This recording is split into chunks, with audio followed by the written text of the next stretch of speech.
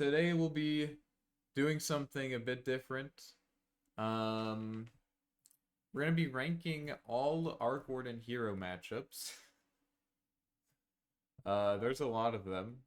126 to be exact. So we have all 126 years. I guess we won't be doing the Arc Warden versus Arc Warden matchup, right? That's probably not important. So 125, 125. If there's any of these heroes that I haven't talked, if there's any of these heroes that I haven't talked about, if there's any of these heroes that I haven't played against, then I probably won't talk about them, but we'll see. The idea is, I mostly just want to make this video to talk about each matchup, because in my laning guide, even though I give some examples, I don't actually talk about many specific matchups. I don't really go into depth about a lot of different matchups.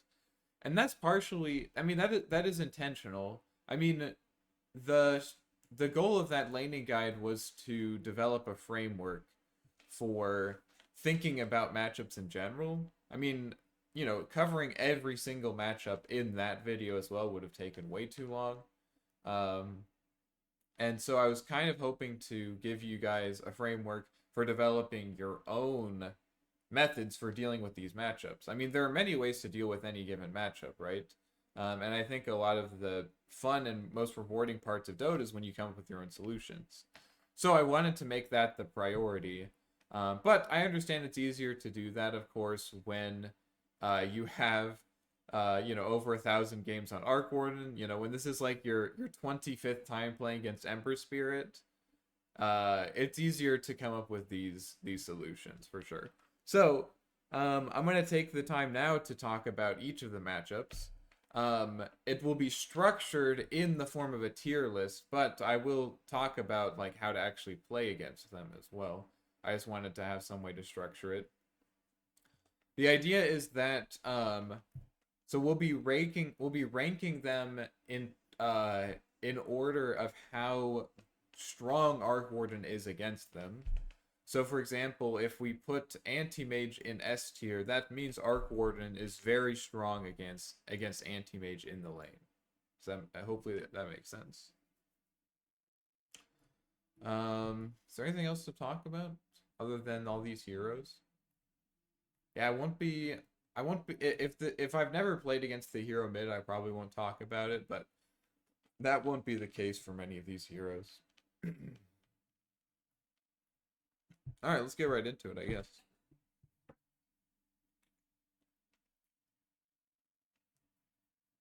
I also probably I'll probably edit this a little bit, but not very much. So all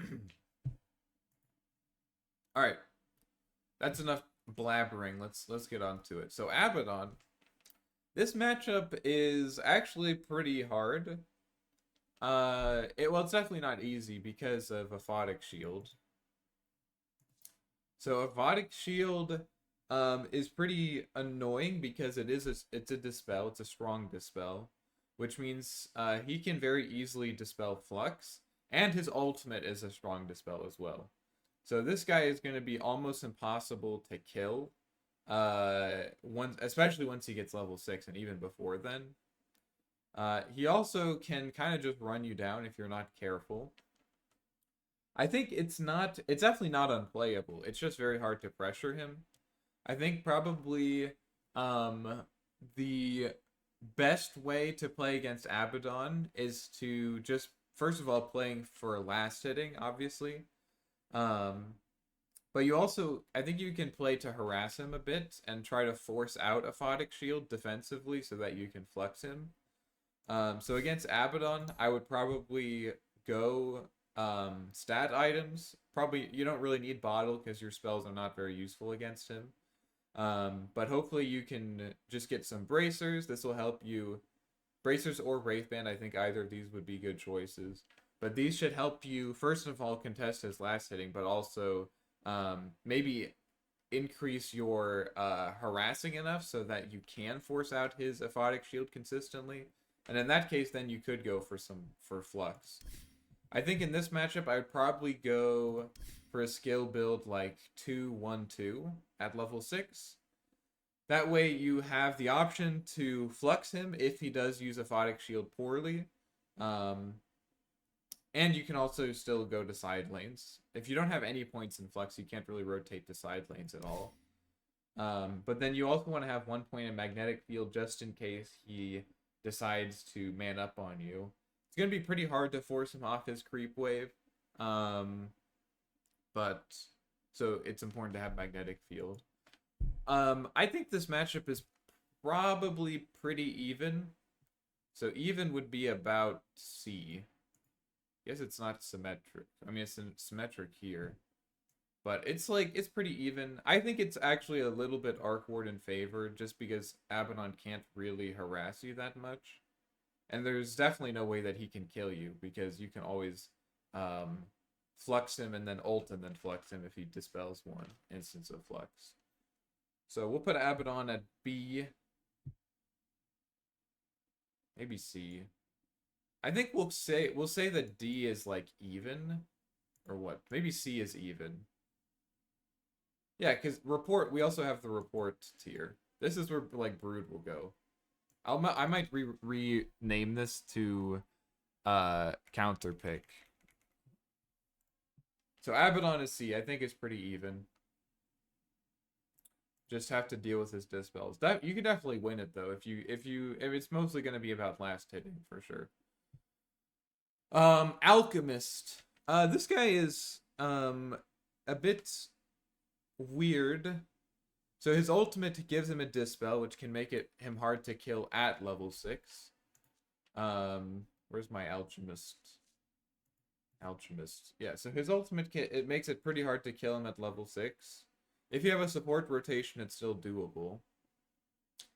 The tricky thing about some of these matchups is if the enemy hero has a consistent way of pushing in the lane, it can be pretty hard for Arc Warden to play. Because you can imagine, let's say, like, you know, before level 6, he doesn't have that many defensive options, but if he pushes in the wave with Acid Spray, you can't really flux him, because now you have a creep wave hitting you, right? So he Acid Sprays the wave, pushes it in, now you have a bunch of creeps running after you, and then if you try to flux him, he's just going to man up with on the creep wave, which is pretty hard to deal with. So I would say this is another, like, heavy CS focused lane. It's going to be mostly about how well you can contest his last hits with your own attacks. And maybe you can get some trades off on him, but his base stats are pretty good. 3.7 armor. Pretty hard to trade with him on Acid Spray. I think this is a pretty even matchup. Something to remember also about like playing against like Abaddon or Alchemist. So while it may be difficult to contest them, it's also difficult for these heroes in particular to contest you, right? So I mean, you can always just like kind of if these kinds of matchups are not going well, you can always just like rush a Midas, and there's nothing that they can do to stop you from that. I mean, if Alc's strongest course of action is to push the wave into you, alright, you can just last hit under tower. It's not a big deal. So like one way to deal with these matchups is just to rush Midas and then be like, alright, I'm not contesting you, you're not contesting me. I'll just get my Midas and then I'll farm, you know, and it's fine. So you can kind of turn these matchups into like, oh, now I'm winning because you can't contest me. I personally like to try to win it anyways, because it's more fun, I guess. But anyways, you can do that too. So we should keep that in mind at least. We'll put Alchemist at like C, I think. AA. This is a bit of a weirder one. Ancient Apparition. I mean, if you can get on top of him, you can fucking kill him. He has a better way to push the wave into you, which makes things a bit harder. But probably if you get boots or something, you can kind of just fuck this guy. I would say probably B. Get an early boot. You can probably just go like boots bottle and just like just run him down with yeah. I don't think I've played against AA since his W does damage. But I don't know, we'll put him at B. It seems like this probably wouldn't be a very good matchup for AA. You can definitely kill him at level 6, that's for sure. But I could see this going a bit weird if he like can harass you out with cold feet. I mean not cold feet, but his E. Anti-Mage, this is actually a pretty good matchup for Arc Warden. Because you can kite him pretty well. I think the key to this matchup is getting an Orb of Corrosion. Anti-Mage has pretty low armor, and so you can kind of just harass him down with Orb of Corrosion. So I would highly recommend getting this item. You can also kite him a bit better. So I would probably go Corrosion and Boots against this guy, and just kite him out, harass him down. Maybe you could get a Wraithband as well. But I think Corrosion and Boots are going to be sufficient to bully this guy out of lane. So this should be pretty nice. He definitely can't contest you. Arc Warden. I'll just leave him here. I'll put him at the end because we're not ranking him. The Arc Warden versus Arc Warden matchup is not very good, I guess. I don't know. Axe. Axe mid. Yeah, this is not too bad. It could be annoying now that Battle Hunger is really good. This is a very strong ability right now. But the nice thing about playing against Axe is that you can very easily kill creeps, like quickly kill a creep with a Spark Wraith. So if you get Battle Hungered, you know, you can just harass a creep down and then kill it with a Spark Wraith. Should be pretty easy. And then against Axe, I would also probably go Corrosion to kite him and also harass him a bunch. For my skill build against Axe, I would probably go like 3-0-2 at level 6. So 3 points Flux, 2 points in Spark Wraith. You could go Magnetic Field, but you're never really going to want to man up on this guy because of Counter Helix. So I think it's better just to get high points in Flux to kite him. You can just harass him down with Corrosion. So yeah, probably Corrosion, Boots build, and then into your mid-game items. So I think this is a fine matchup. I'll put it at A. Maybe I'll put it at B. I mean, if this guy goes Vanguard, if Axe goes Vanguard or Anti-Mage goes Vanguard, okay, if Anti-Mage goes Vanguard, it's like he's griefing his own game, so I'm not gonna worry about that. But if Axe goes Vanguard, he still can't really pressure you, right? So like it's still not that bad. But then you can't really pressure him at all. And this guy likes having Vanguard a bit more. I'll put it at B. I'll put it at B. I might change these around later depending on who I see. Bane. This guy can be kind of annoying. I mean, it's kind of hard to trade with him if he has Brain Sap.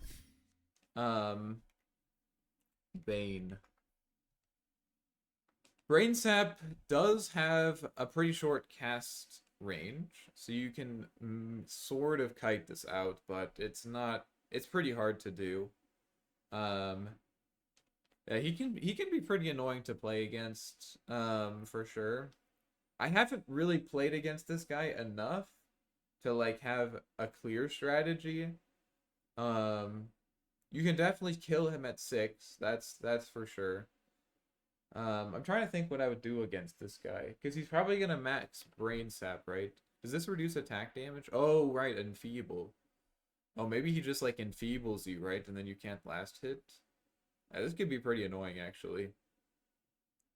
I mean, if he actually just maxes, or even puts like 2 points in Enfeeble, so it has 100%, not 100% uptime, but a pretty high uptime. I mean, this could be, I mean, 60% attack damage reduction, bro. Like, how do you play against that? There's actually no way. Probably against this guy, I would prioritize my spell. So I'd probably just go Bottle and like Boots, and then get like just last hit with Spark Wraith. Maybe get a Null Talisman as well.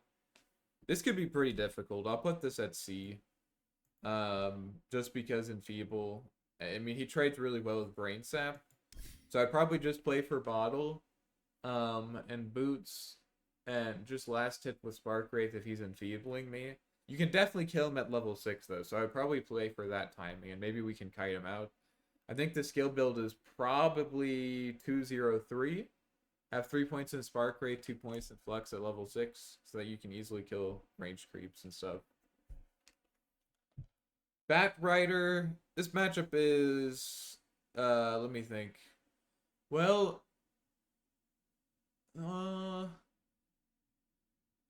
It can be... this can be a bit hard.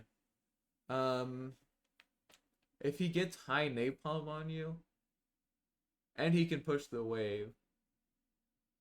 So like if he gets high stacks of napalm on you, then he dives you under tower. You can definitely turn with Flux. Because if you have like 2 points in Flux, it can make it pretty hard for him to get on top of you, but maybe he like flame breaks to get on top of you, and then yeah, once he's on top of you, it's pretty hard to get the Firefly off, right? So this might be a pretty hard matchup. In the past, this has been pretty easy because Batrider's numbers have, like on Napalm, just have been pretty shit. But now, maybe it's fine. I'm looking up Napalm. What am I doing? Bat. Yeah, this spell is pretty good now, especially with Arsonist. I could see this being a pretty hard matchup.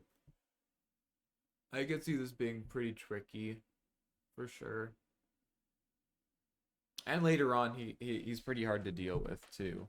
And he can kind of just farm. And this might be a pretty hard matchup, actually. I think just a single Flux is not going to be enough to prevent him from getting on top of you. If you have boots, maybe it is. But you can't really go bottle, I don't think. Because if you go bottle, I mean, he's going to be able to contest runes pretty well. Trying to think of a way that I would, like, how I would play this matchup. Maybe if you go double bracer. If you go double bracer, maybe you take too long to kill and you can turn on him.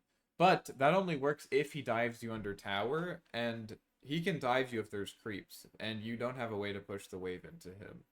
So he can easily condition the creeps being under your tower, and then he can just dive you.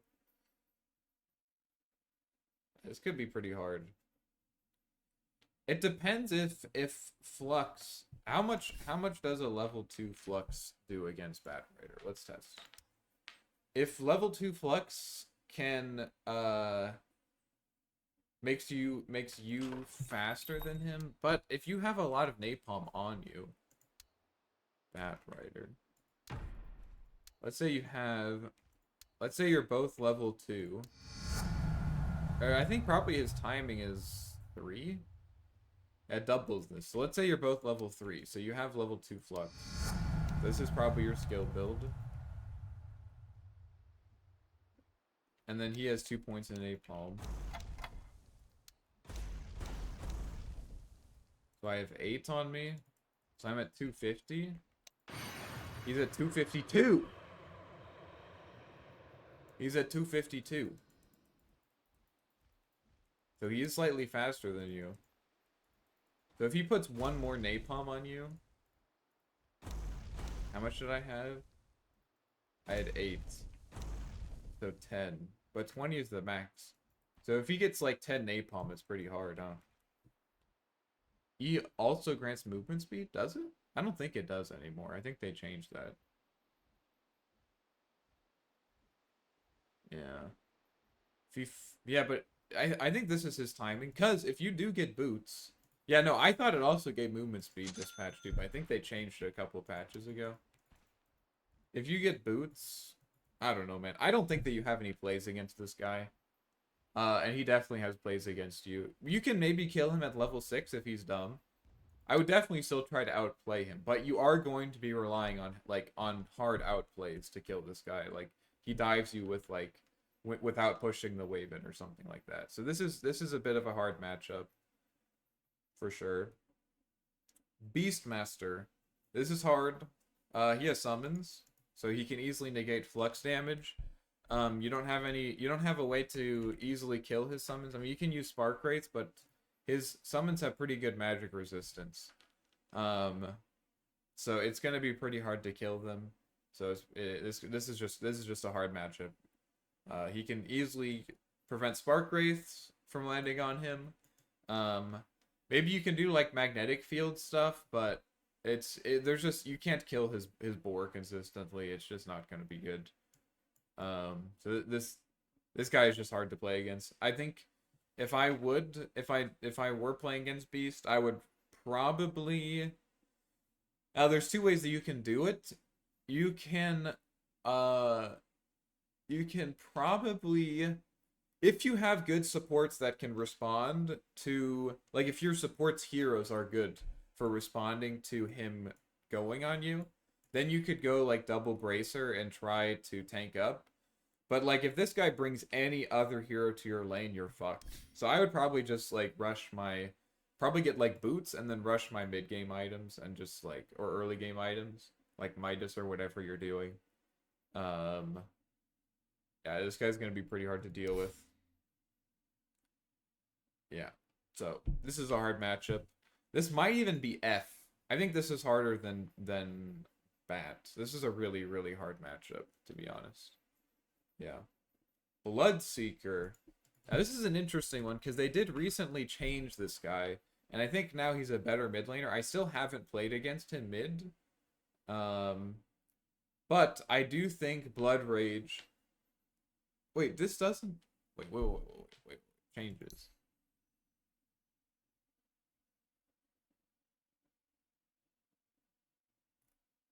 Oh, wait, it's a facet. Yes, this one. Okay. Blood Rage silences are going to be applied to enemies. Blood Rage increases base attack damage instead of spell damage. So this is going to make it very easy for him to outlast hit you. This is like kind of the old Bloodseeker.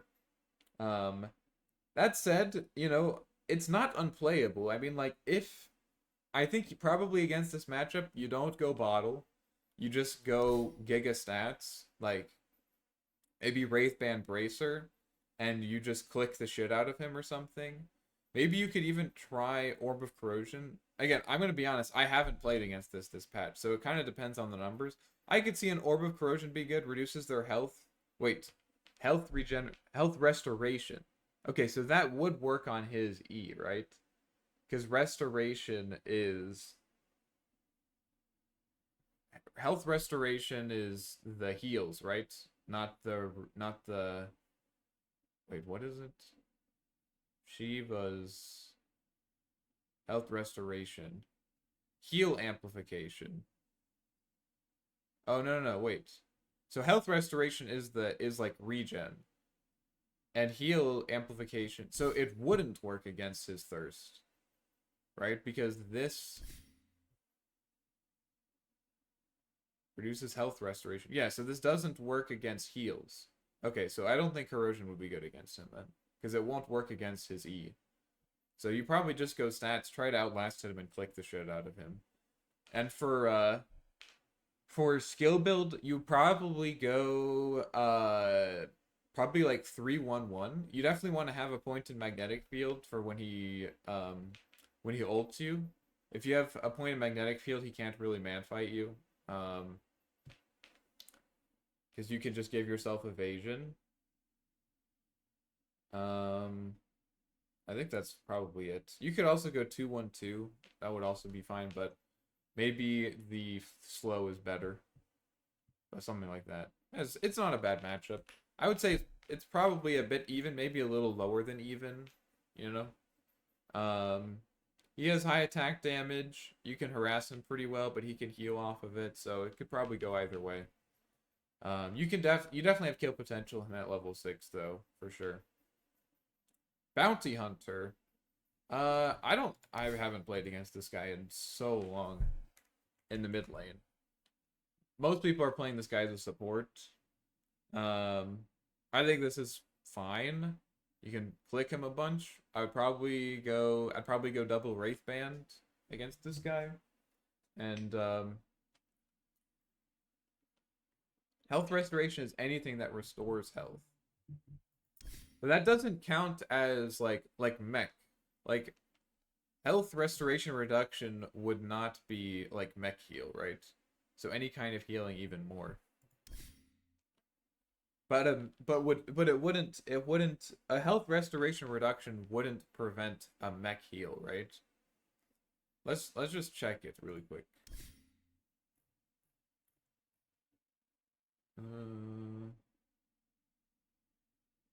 Okay. Provides percentage increase to health gain from lifesteal, spell lifesteal, and health regeneration. Okay, so let's see what Bloodseeker's thing says. Oh, it's on his passive, right? Restores some life. It says it restores. It says it restores. When he heals a unit equal to 1.5% of music health. Creep lifesteal. Oh, it says it's lifesteal. Yo, what's up, GM? Also, hi, big fan. That's very kind of you. All right, let's just check it. Should we test this? I mean, I feel like it's worth it. We're doing this for science. We're doing this for science. So let's say they have an enemy Necro, because this guy has a health restoration talent. Regen reduction. Val, fix your shit. Okay, I don't know if that's gonna work. Is there any? I'm trying to get the most health restoration reduction possible. Does anyone know? Does Pudge's thing still have? That's gonna be hard to test. It's gonna deal too much damage to me. Health restoration reduction. I mean, we can do Shiva's Spirit Vessel, right? Maybe we'll just do Shiva's Spirit Vessel. And Scotty. Yeah, well, I think we just do that. Shiva's Spirit Vessel, Scotty. Let's do Jakiro. Yeah. Vessel reduces health restoration. Yeah. So we'll do this. Give ourselves a bit of armor. And then this guy is going to have Shiva's and Scotty. I'm not going to do Vessel. It's too much work. How much is this? Oh, this is just base. It doesn't change. Oh, plus Bloodseeker's level, plus a base of 25. It just shouldn't matter. Let's say we have an enemy Jakiro. Let's give him a bunch of health so that it's super obvious. And then we'll give this guy Assault Cuirass and Rapiers and Daedalus. Dude, you still attack so slow.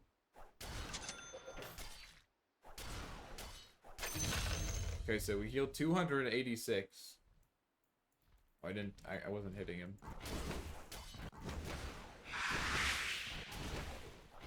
Moon. 133. Okay, so it does work. It does work. So this counts as health restoration, so it's probably counted as lifesteal. Okay, so I think maybe corrosion is good. It helps you kite them a bit. So I would probably go, actually against this matchup, I would go corrosion, wraithband, power treads. Click the shit out of him, and if you do this, there's no way that he can kill you with rupture. And then that just leaves you with your ulti timing to kill him, because he won't have that much health. I would say this is like... Wait, where'd you go? Wait, what am I doing? Bloodseeker. Oh yeah, Bloodseeker. I would say this is B then, if corrosion works. Bounty Hunter. My Bounty Hunter. Oh yeah. I think this matchup is... I haven't played against this in a while. It can be pretty annoying. This is still a pretty spammable spell, but once you get Fairy Fires... Not Fairy Fires, what is it called? Infused Raindrops. Once you get Infused Raindrops, this is not so bad. He just moves so fast, it's hard to harass him. against this guy, I would probably just go wand, get raindrops, and then get your early items. It's actually gonna be pretty hard to kill this guy because he's really fucking fast. You can maybe kill him at 6, but it's if he gets phase boots, he just doesn't take any damage from your attacks. So I'd say this is like C-ish. He has a way to push the wave, which is annoying with this facet, so yeah. I think it's like a C matchup. Brewmaster, I haven't played against this guy mid in like a year. It's pretty annoying. I mean, with his ultimate, he can fucking kill you. I would say this is like an A. This is a D matchup. He has good harass with his W. He's really fast. It's almost impossible to kill him with his status resistance. Very tanky. His attack animation is good, so he can outlast hit you. This is really hard. Against this guy, I would probably just go for your early game items. I don't think it's worth even trying to win the lane against this guy. He doesn't take any damage, and he will fuck you up once he gets ulti. So, pretty hard matchup. I keep forgetting to talk about the skill build. Let's go Arc Warden. Yeah, let's go Arc Warden. For the skill build against, I'm gonna go back. Skill build against this guy. Oh no, I already talked about this one. I think this is 2-1-2. Against Bounty Hunter, probably just like 2-0-3. And then against Brewmaster, you can do whatever you want. I mean, it doesn't matter what you do against this guy. If you wanted to be funny, you could maybe go for... Maybe there's a play where if you get like 3 points in magnetic field, you can kill his Brewlings. Let's test it. Let's just test it, right? I just want to see how much damage I do to Brewlings. I have no idea. Because he can still stun you, right? Maybe this is playable. Let's say, are we gonna see hammer time now? Bro, hammering towers. Bro, don't joke about meteor hammer. It's good. Let's say I have these items. We're level 6. Let's say I also have power treads. Like I'm gonna giga counter this guy. 3 points in magnetic field, and like 2 points in spark rate. Like, I'm just playing to kill his Brewlings. Doesn't matter what items this guy has because he is just going to be ulted. Or no, I guess we can do... Well, I guess people would go like this. At least 1 point in this, right? 2 armor. 15% evasion.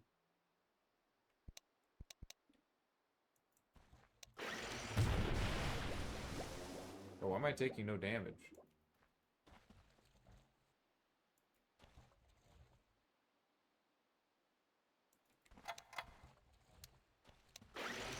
Oh, there we go.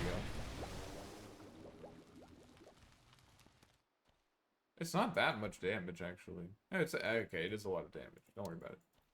Okay, so he does this. And then he splits. And then I ult. Oh. And then my game crashes. That's funny. Easy combo. Ult, game crash.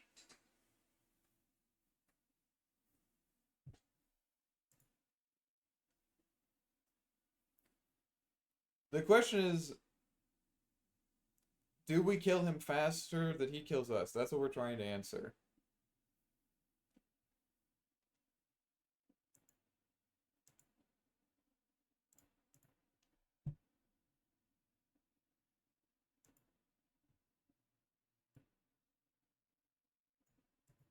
Lack of RAM on my PC. That's not a good sign. Normally I don't have any performance issues.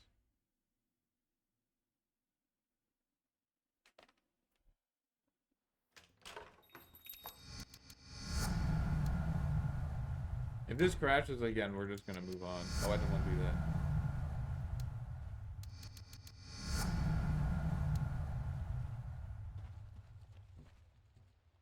Oh, this is why he's fast as fuck.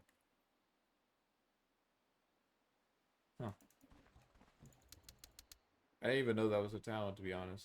Alt, EQ. There we go. And again, we have this. Crashes again. He's a legit counter pick. Yeah, true. You think it crashed? It would crash his PC too? Alright, let's see this.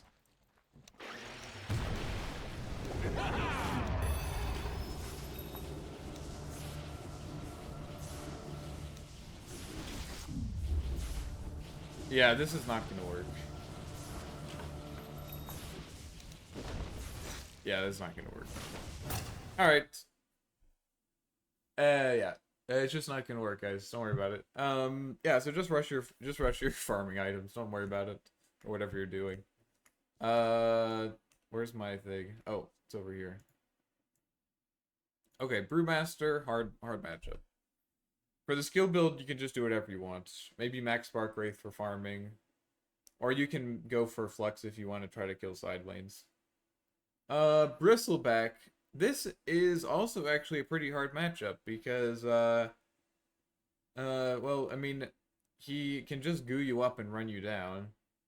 And if you try to Flux him, he'll just turn around and tank your Flux. So this is not that good.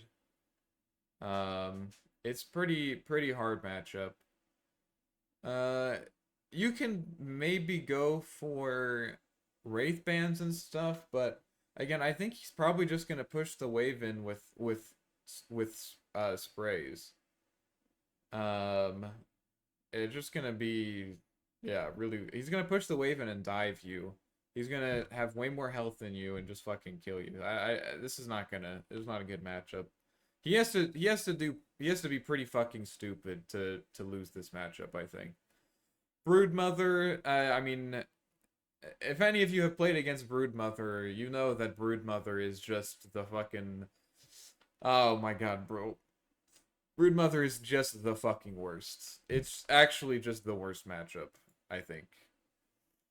This is peak content. Thank you. It's high effort, too. I had to put a lot of thought into this. You know, have to put a lot of thought into this. I can't deal with Meepo also if I play as well. Yeah, Meepo is also pretty hard to deal with. We'll get there.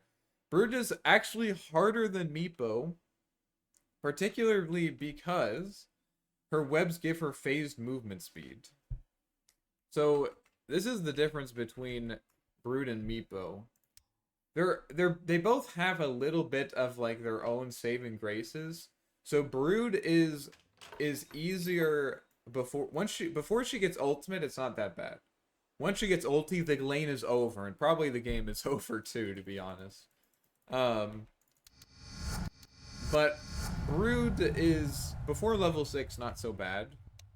But once she gets level 6, it's just fucking over.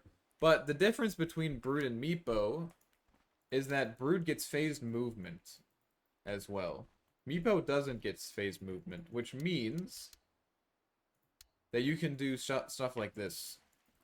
So let's say Meepo is beating the shit out of you, bro. He's like has his clone, he's netting you, he has 1 point in here. Max ransack, right? Oh my god. Holy shit, bro. But against Meepo, you can do this, because he can't actually get inside of your bubble. There's like a lot of clever bubble spots that you can do. And even if he dives you under tower, you can do, like if he's going like this, you place a bubble here, he runs in here, you ult and place another bubble here, and then he's tries to hit you again. So like, because he isn't phased, there's some clever shit that you can do with bubble. And if you get like Wraith Bands and Power Treads, you can actually fight him. So you would probably ult here. Oh, I shouldn't have done that. Okay, I didn't place my bubble properly. Fuck. Yeah, let's give this guy... Let's make this an even fight. Let's say he has Power Treads and 1 Wraith Band as well. Why do I have 3 Wraith Bands? Oh, I just gave it to myself. Such a fucking dunce. Which one's the main? This one's the main. Ember. Oh, Ember is fine. Ember is I wouldn't say an easy matchup, but he's definitely playable. Alright. So this guy does this. And look, you can just fucking beat the shit out of him.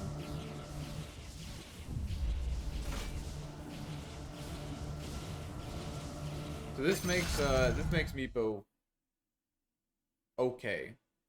But Brood can just fucking phase through your body and beat the shit out of you.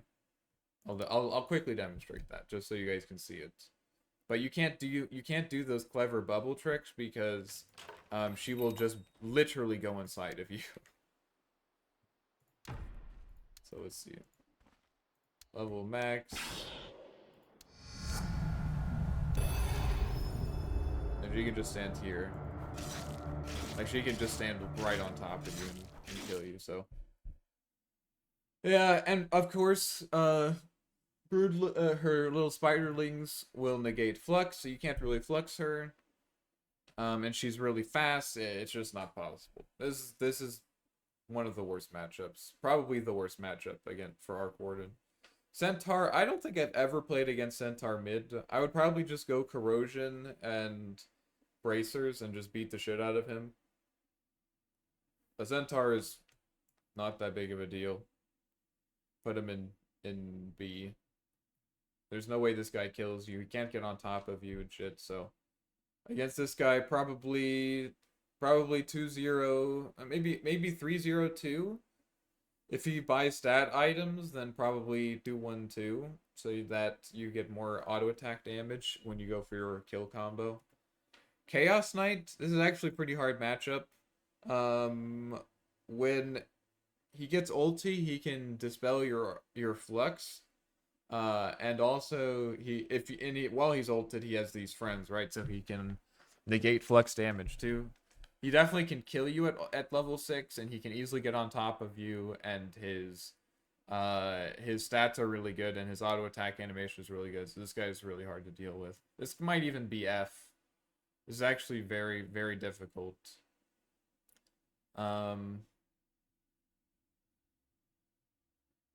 Maybe it's D. You can pressure him before ulti a bit. Yeah, I don't know. To be fair, I don't really play against it that much. Spectre. Spectre is pretty easy to deal with. Just get, like, probably against Spectre, I would go Corrosion and Power Treads and just click her. She doesn't have mobility, she can't lane, basically. It should be pretty easy. Yeah. You can do some, if you get Magnetic Field, maybe you can, well, even so. He only gets one illusion at ultimate, right?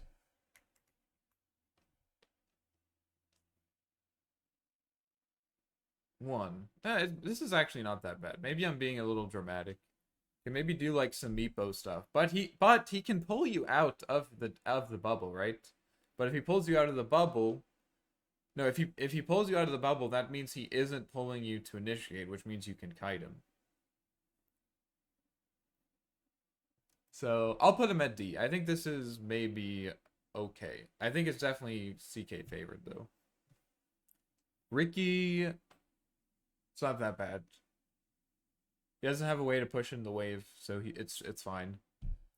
Chen, I mean, you never play against this, but this is really hard for the same reason that Beast is.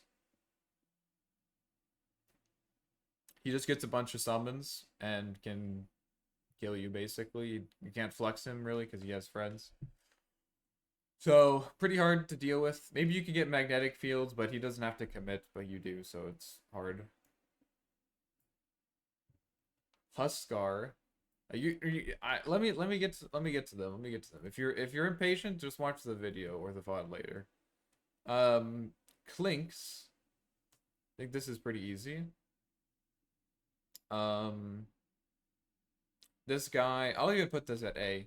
He has no way to push in the wave, so you can push it into him and use your abilities. So he can't really force good trades on you. He can infinitely heal himself, which is annoying, but he doesn't have a way to pressure you at all. You can easily just bully him out of the lane, I think. So this should be pretty good. Against this guy, I would probably go. You want to have at least 1 point in magnetic field if he tries to turn on you, and then I would probably go. Yeah, I'd probably go like 2-1-2 against this guy. You want to have points in magnetic field to trade with him, and then you want to have 2 points in flux to try to kill him at 6, and 2 points in spark wraith to get last hits.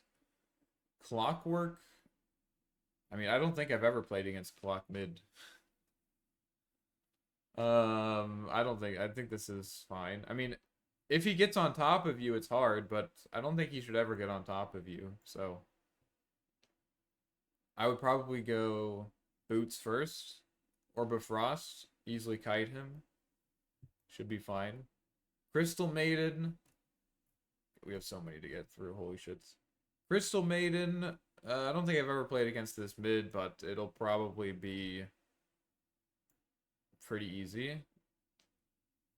She does have a way to push in the wave, but her auto attacks are shit. So once she's used her spells, she's a complete potato. You can kind of just, I think, get a good block level 1 Spark Wraith behind her, and then click the shit out of her. 4 spells out. Shouldn't be too bad. I would probably, I don't think you even need any stat items against her. I would get like 1 Orb of Frost so that you can punish her even further with your auto attacks. I wouldn't upgrade into Corrosion, but I'd probably get Boots and a Wand. Maybe a bottle as well, just to spam your spells on her. Darkseer mid. Do we even rank this guy? I don't know, bro. My Darkseer mid. I mean, he can push the wave into. It's kind of annoying, but you can easily kill creeps. His Ion Shell creep with Spark Wraith at level 3. So I don't know. Whatever. It's C tier. I would just max Spark Wraith. Dark Willow. I haven't played this either. Maybe I should have just gone through and done the just filter out the non-mid heroes, but whatever. It's more content. Dark Willow mid. No Dispel. I think this is pretty easy. Maybe she can make a play with you with Bedlam at level 6, but you can tank it with your Tempest double, so I don't think the items really matter. Maybe you get like 1 bracer to make sure she can't burst you with Bedlam. And then otherwise you just beat the shit out of her with attacks. Dark Willow can heal like 300. How? Dark Willow. I know that she has her innate, but none of her shits apply healing. Oh, with 1 bottle. Oh, yeah, I mean, but I feel like she doesn't have any good ways to trade against you, right? I mean, if she's Shadow Realms, then she's not attacking you, and you can still Spark Wraith her, right? If you get the Flux off before Shadow Realm, like, what does she do? I don't think it works. Yeah, I would probably go 1 or 2 bracers. If you do that, then you should be able to just tank Bedlam with your ulti. And then probably don't need bottle, to be honest. It's probably fine. Dawnbreaker. This is actually hard. She can get on top of you pretty easily, and with her passive, it's very hard to take good trades against her, and she's really fast when she gets phases. Is it even? She also has pretty high attack damage.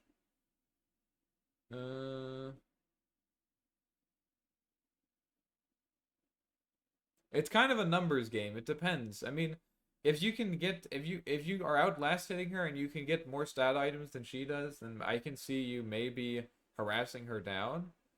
But I can also see, like, if she goes on you, I mean, you can't really trade with her because it's just way too much fucking damage, and her W's slow, so it's hard to chase.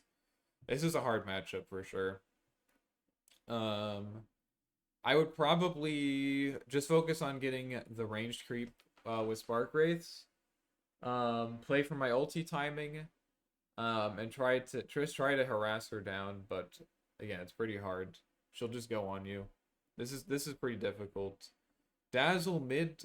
I don't really know how to. It depends. I mean, it depends on the patch, bro. Like it used to be, Nothel projection was pretty hard to deal with, but it's been giga nerfed.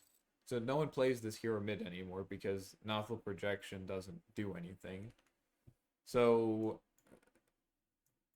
I don't know. We'll put it at C. It tends to be even. It tends to be even. When this hero is good, it tends to be even. Just probably play to kill him at 6. I think that would be what I would do. Death Prophet. Yeah, this one is a bit weird. You have to kite. You have to kite her. I would probably go 3-0-2. And just try to kite her with Flux. I think Orb of Corrosion is really good against her.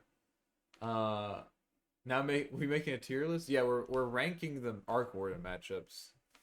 So we're talking about like how good Arc Warden is against these heroes.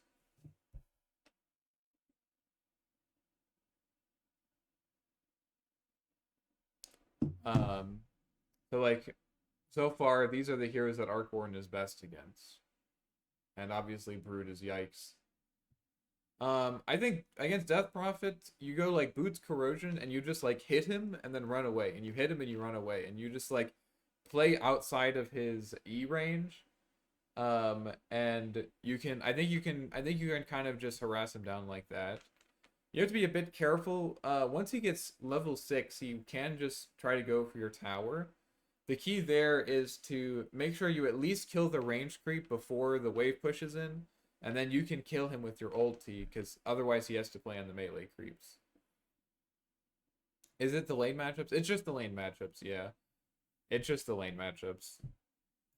I think this is probably an even matchup. I don't know. I think it's a little Arc Warden favored. I think it's slightly Arc Warden favored. Just because you have Flux to slow him. And you definitely have kill pressure at level 6. I would say, though, that you probably want to get power treads. I think the most important thing for you to do in this lane, actually, is to make sure that if he pops ult to go for your tower, that you can turn with ulti. Later on, you're going to play? I might. We'll see how long this takes. Batrider is insanely despair. Yeah, it is pretty hard. It's pretty hard. The nice thing against Batrider is he can't last hit. So you can probably get a level advantage against him. And I think like you can comfortably just go like boots and like a wand, and you will be able to outlast hit him. And so I think if you focus on last hitting, you can pressure him on the first wave, I think, even with Napalm. And then once he gets level 2, you have to play a bit safer, but I think you can probably I think this is still somewhat playable. I mean, I think it's about as playable. Maybe it should be F. It is pretty hard. The one thing I'm thinking about is, yeah, I guess if he gets on top of you, right, you're just dead. Even if you have ulti, like he's gonna kill you first for sure. Yeah, we'll put him in F. You're probably right about that. Yeah, Death Prophet.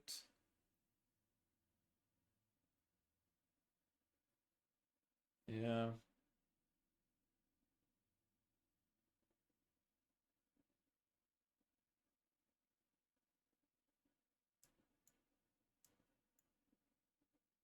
I'm not sure. I'm not sure about this one. I'm not sure. Midas on Arc, is it griefing or just out of meta? I think it's still good. I don't think it's the best option. I think right now Meteor Hammer is the best option. But I don't think Midas is bad by any means. I think Midas is fine. I'm gonna put Death Prophet in probably C. So it's about even. But yeah, this matchup probably treads Corrosion. I think I said I would go 3-0-2, but I think probably now that I'm thinking about it, I would go Magnetic Field to pressure him when he ults. It depends, like, you know, if he ults and he has 4 Spirit Siphon charges, there's no way you're killing him, right? But if you force out 4 Spirit Siphon charges, then when his ult's over, you can probably kill him, right? Because this shit has a long cooldown.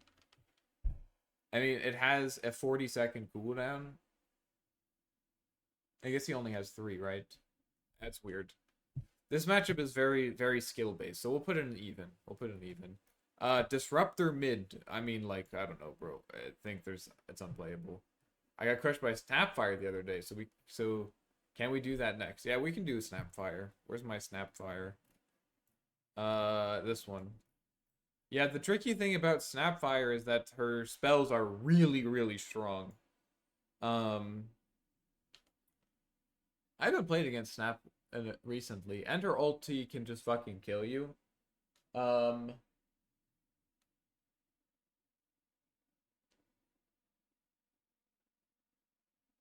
Yeah, I haven't played against one of these guys recently. I definitely think that I typically get harassed out of lane. The hard thing is, even though she has shorter attack range than you do, her Q makes it pretty easy for her to kite you. Like, if you get too close, she'll just fucking Q you and walk away. What's her attack range? About 400?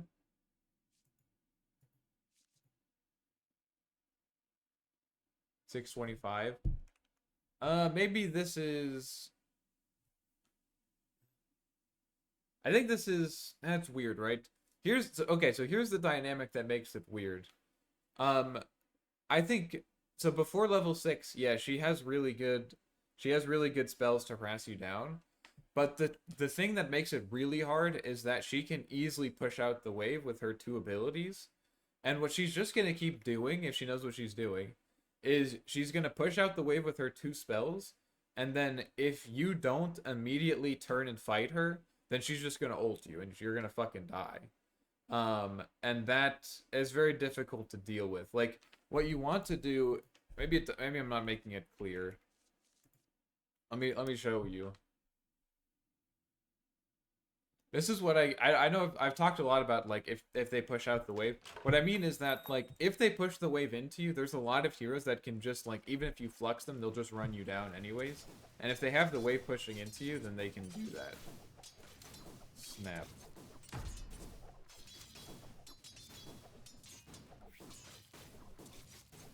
Okay. So let's say this guy is not level 30, but anyways. The thing is that,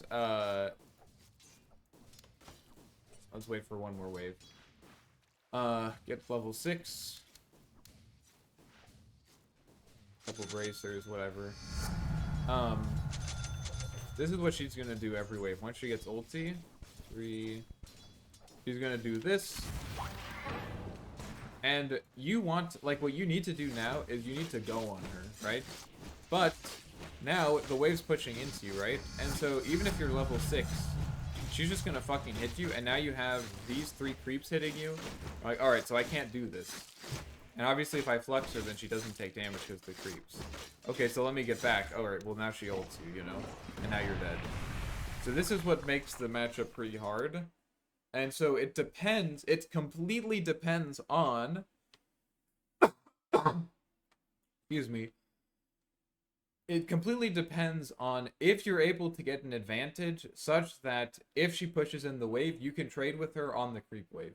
That's the entire thing. But even then, it's still like, you have to do this every fucking wave. And if they bring a support, you're just fucking dead.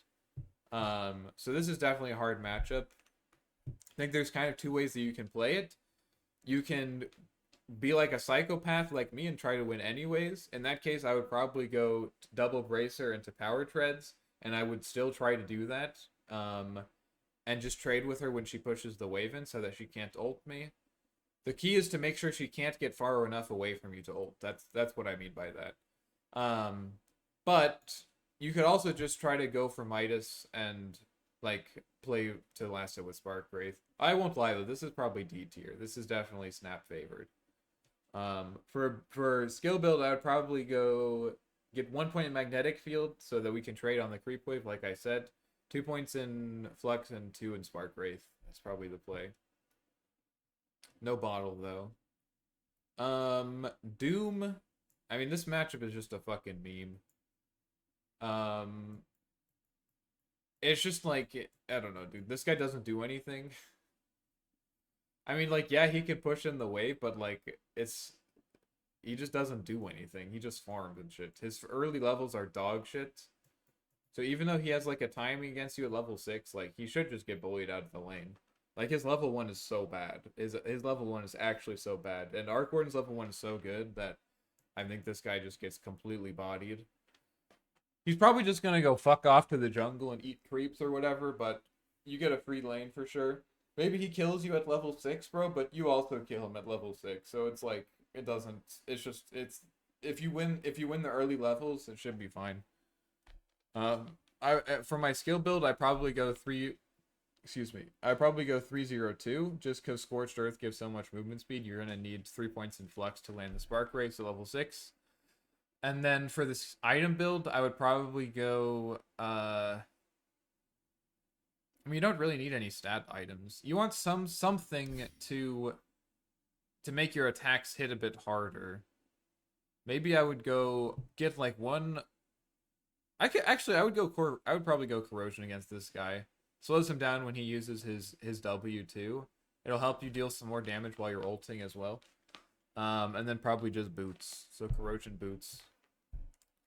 I should have said at the beginning. Against any of these guys, you can just like rush Midas and like it'll be fine. But I'm always interested in thinking about how I can win the lane, because I think that's how you get the most out of this hero. Dragon Knight. Okay, this hero is actually really hard to play against, specifically in this patch. Depends on like it's kind of a numbers matchup.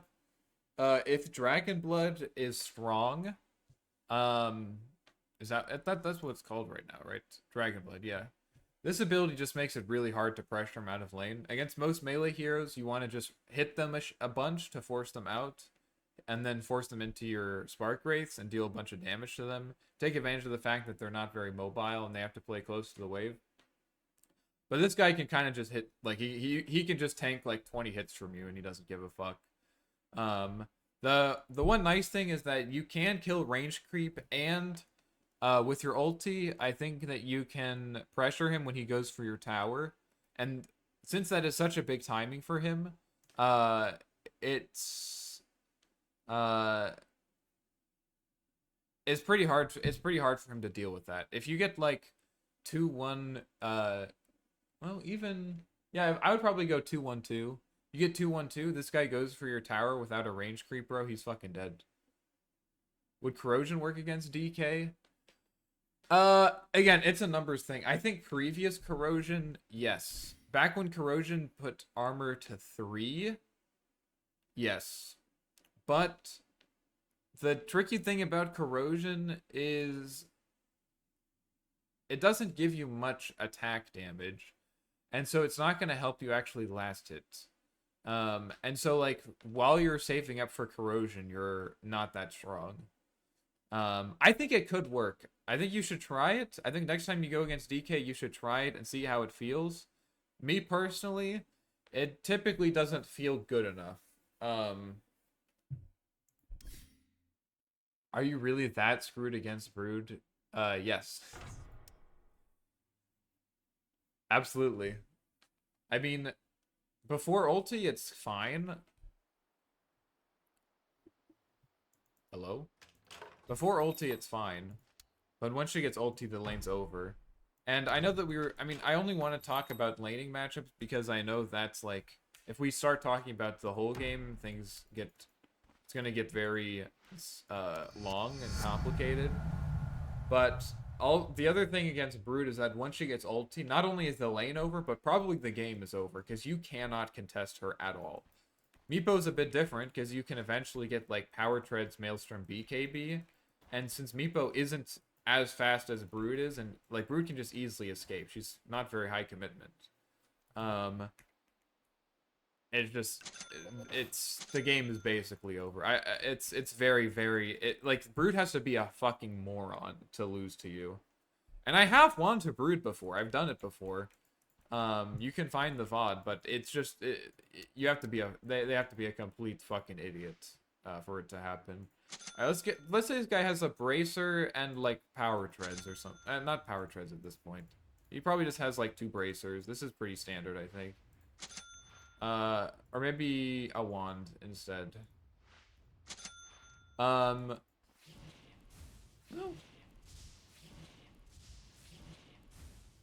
It's okay. But what if he used this on you, though?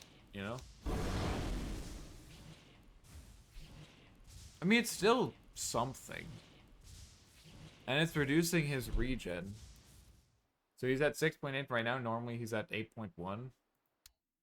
Maybe it's good enough. I've done this before. I just didn't feel that good. Maybe I'll try it again next time. Let's say for now, against DK, let's go Corrosion, because it would at least help you kill him at level 6 too. Because when he turns into Dragon, he's now a ranged hero, so this slows even better. So let's go with Corrosion, Boots, probably into Power Treads. So Corrosion, Power Treads, and then for the skill build, we'll probably do 2-1-2. And we'll probably just play to click him, like just click him on repeat. Just fucking click the shit out of him. Pull creeps to get last hits, but that's about it. I used it did give me the kill, but it was good harass. Yeah, I think that makes sense. Drow Ranger. I mean, last time I saw this mid, it was like 2015. But I mean, you have magnetic fields to prevent this guy from hitting you. I don't know, bro. I mean, like, I don't even know what happens in this matchup. I can say theoretically what I think would happen. I think theoretically, probably level 1, she's pretty strong. She can probably trade into you. Level 3, she starts getting eaten by Spark Wraiths if you put 2 points in it, which you probably should. I would probably go... In this matchup, I'd probably go Bottle and Boots. Like, don't play to hit her. Just, like, spam Spark Wraiths on her a bit. Maybe you could get, like, 1 Wraith Band or something. I don't know. But I would just get Bottle and Boots and just spam spells on her and shit. And then once she gets ulti, she gets devoured in this lane. Like, she actually can never show up. I'd say this is, like, B. Earth Spirit. I think this is a Corrosion matchup because he has pretty high health, but not very many defensive shits. It's hard to kill him, but it's also hard for him to kill you. I think if you get Corrosion, you can kind of bully him out of lane. The tricky thing about like ranking Earth Spirit is that like he's either like a really good mid laner or he's like a dog shit mid laner. And like whenever he's a good mid laner, it's because he has like some funny gimmick, you know? So like it used to be that like his gimmick was like his fucking Boulder Smash just one-shot range creeps at level 2 or something. Because it did bonus damage to creeps. And so like he would just like get every range creep, push the wave into you, and it was easy. So like what I'm trying to say is it depends on what his gimmick is, you know? If his gimmick, like last patch, Earth Spirit was good, it was because he could fucking push in the wave with like 1 ability. And that would make it really hard to play against him, because for the same reason it's hard to play against Snap. But right now, I mean, this guy's just bad in general, so what tier will Viper be? We can do Viper really quick.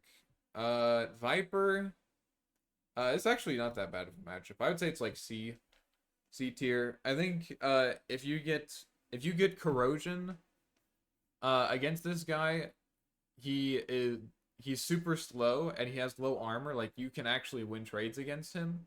Basically what you want to do is you want to hit him and bait him into like making an aggressive trade into you, so that then you are standing under tower. And then here, let me just demonstrate this. Viper. No, I want to play as Warden, actually. I'm going to play as Warden.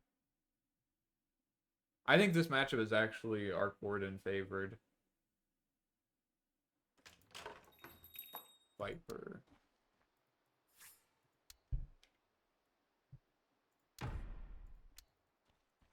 Okay, let's say level 1 is a bit hard, but also Q doesn't do that much.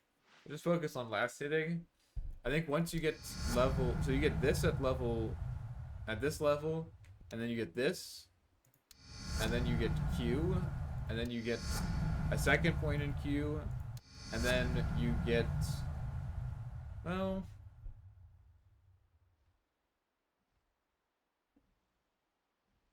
how much attack range does this guy have?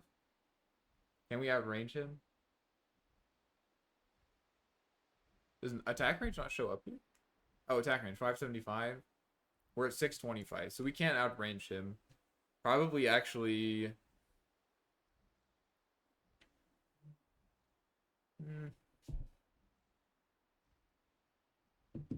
I don't know. I'm not sure that this last point matters that much. We were not able to get your reaction. What's going on? What's your opinion on the nerf for magnetic field talent trees and buffs for Spark Wraith talent trees? I mean, this is let me collect myself. I wasn't taking, okay, I guess I was taking magnetic field cooldown, but I wasn't taking magnetic field attack speed. Like most games I was going flux cast range, flux slow, and then magnetic field cooldown. But now I tend to be doing, and if you're doing a right click build, I think you still probably take these two and then magnetic field cooldown. But I think a caster build is stronger right now, which is why I think spark rate damage is good. So I think that it's overall a buff because I think caster build is better now. Anyways, for this last one, if the lane is even, you would go magnetic field. If the lane is your favored, I would go Spark Wraith, because then you can probably kill him at range better. But the idea here is that you want to bait him like this. So you have your corrosion in your boots. Let's say this guy has boots and a wraith band, maybe a wand. 2, 3, probably 2 points in this. So this guy's going this, you're like doing this, and he like keeps following you and shit, and you lead him up to the point where you are under your tower, like over here. Let's say he's on the low ground over here.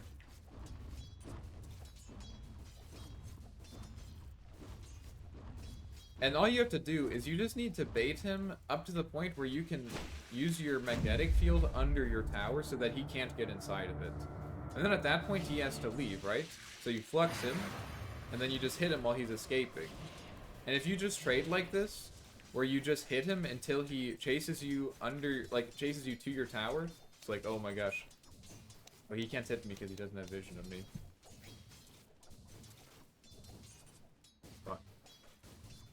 All vision. If he just, oh no, I'm taking damage. Oh no, I'm taking damage. And then he goes like this, and then you magnetic field, and he's like, oh, I have to leave now. You flex him, and he can't leave. And if you do this, you should win the trades with corrosion, because he's super slow. He has super low armor. Trying to go into depth, because I think this matchup can be, if you don't know what's going on, it can be super hard to play. But if you do know what's going on, it's super easy. I would say this is B tier because of magnetic field and flux. You want to play around magnetic field and flux. You want to use flux so he can't, so that when he tries to run away from the trade, you get more hits. Do Pudge. Are we just doing suggestions now? That's fine, I guess. Pudge. This matchup is pretty easy. I'd say it's A tier. It's like Anti-Mage. I think against, I mean, I keep saying this, but corrosion into boots. If you have corrosion against Pudge, bro, this guy gets completely slapped. Well, I haven't been talking about starting items. You can infer the starting items from what I've been telling you. Like, if I'm telling you to buy, I think I've been noting if you want to get bottle, but if you want to buy almost all these games, you want to go stats, like giga stats, like 3 circlets, and then fill out the rest with branches, stuff like that. And then you buy the corresponding stat items. If you want to go corrosion, I talk about this in my laning guide. Okay, that's what I'm not talking about. I'm not going to talk about it then, because I already talked about it in the laning guide. But yeah, you get corrosion boots. You just kite the fuck out of this guy. Like, he actually takes so much damage if you have corrosion and boots, and he can't get close enough to you to harass you at all. So you can completely zone him out of lane that way. I think level 1 is super important. The one asterisk is, like, don't get hooked. And I mean, that's just like, I mean, I get hooked, you know, like, I fucking lose Pudge matchups because I just get hooked, you know, and that's just a reality of playing the matchup. I mean, he's basically going all in on, like, can I land like 2 hooks on this guy? If he lands like 2 hooks on you, then the lane is pretty hard. But I think the best way to do that is just to keep wards up. Like, if you just keep wards up, I think it's, when you play on your creeps, like, use creeps to body block hook. I don't think it's that bad. Alright. Earthshaker. Yeah, this one is a bit... It's a bit weird.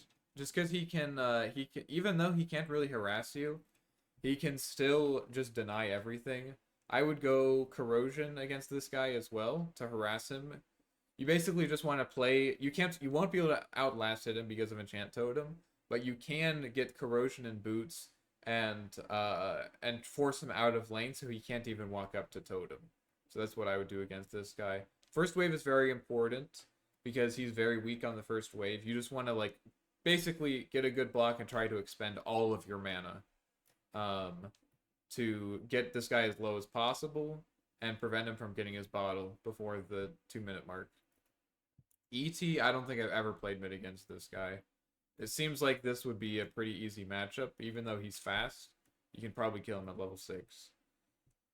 I'll probably put him in B tier. Ah, fuck that dude. There's no way.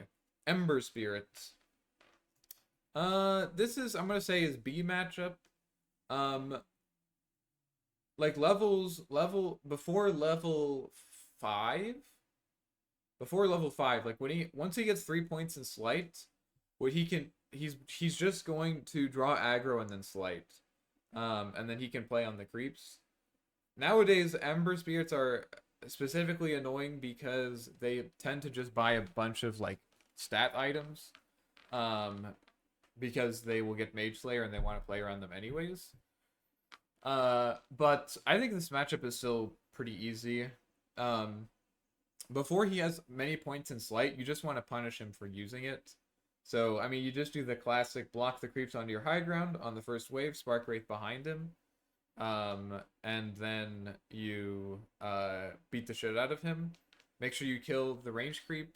And you just do this. You can go Corrosion against him, but I usually just go 1 Wraithband, 1 Bracer. You want the Wraithband for the armor and the Bracer for the health regen. And you can usually kill him at level 3 if you get good equilibrium and you're harassing him well. The something to be aware of though is that, again, once he gets high points in Sleight, he will just be able to pull the creeps to his range creep and then Sleight to protect himself. And at that point, it can be pretty hard because your range creep is probably dead at that point because he drew aggro, and he can, if you try to kill him at that point, he'll probably just run at you. So things just, he's not gonna kill you, but it's pretty hard to pressure him once he gets high points in Sleight. Enchantress, I mean, this is a hard matchup, but I would say it's D or something. I would say it's C. I mean, I would say for this guy, you just play to, like, fucking farm, bro. Like, you're not killing this. Well, I don't know. Before he gets ulti, I could see getting like well, you don't want to get Corrosion because by the time he gets ulti, or once he gets ulti, the Corrosion is pretty fucking useless. But I could see pressuring this guy hard at level 1 with, like, an Orb of Frost or something. Spamming Spark Race, get Bottle. and then kill him at 6, something like that. I don't know. I mean, I don't think I've ever played this matchup, so I don't really know. Is Meepo counter pick or F? I would say usually for me it's F. I don't think it's completely unplayable. If you go double Wraithband and Power Treads and then you max Magnetic Field. But we could do it now. Sometimes you can just get dove though at early levels. If he pushes the Waven, he can kind of just dive you. Obviously the hard thing is once he gets divided, we stand, Flux is useless, so I wouldn't even level Flux at all. And I think if you get like 3 points in Magnetic Field and 2 points in Spark Wraith, once you get your ulti, it's actually pretty hard for him to kill you. If you do, here, let's go. I'll just show it really quick. Armory, world, terrain. The terrain actually matters here.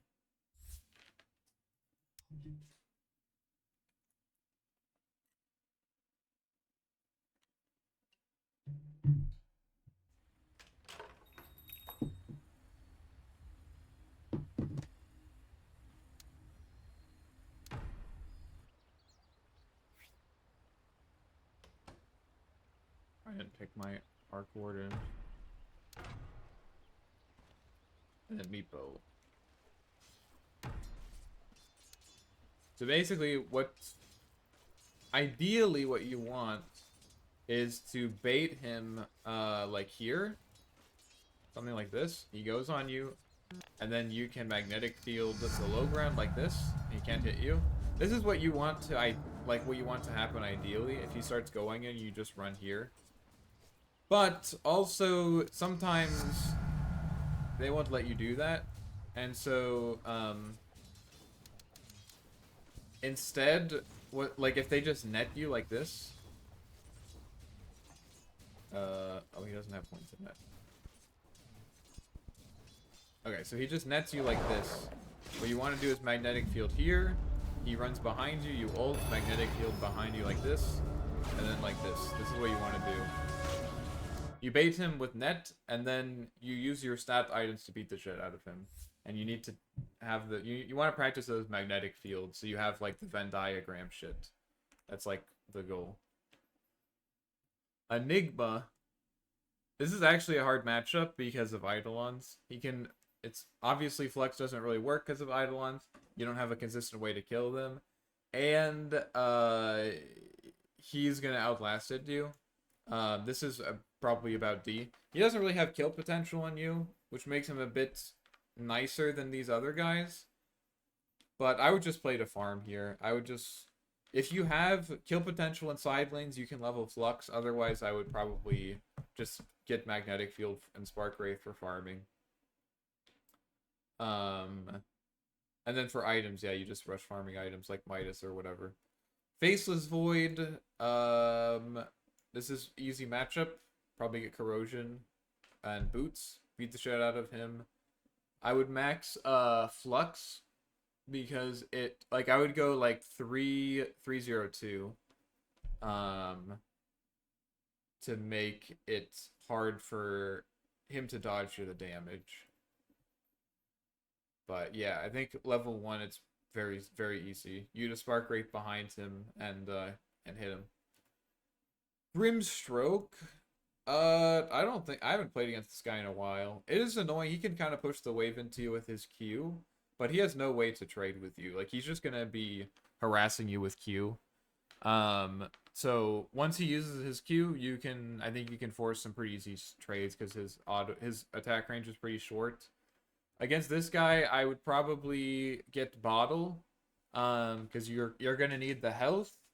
And you don't really need a lot of stat items to trade against him. You just want to be able to spam Spark Wraiths. So I might even get like a Null Talisman here or a Bracer. And then Boots. Just play to kill him at 6. You could also get a Wand, but I don't think it's that useful. He only uses like 1 spell per wave anyways. Gyrocopter. I think this is fine. Probably...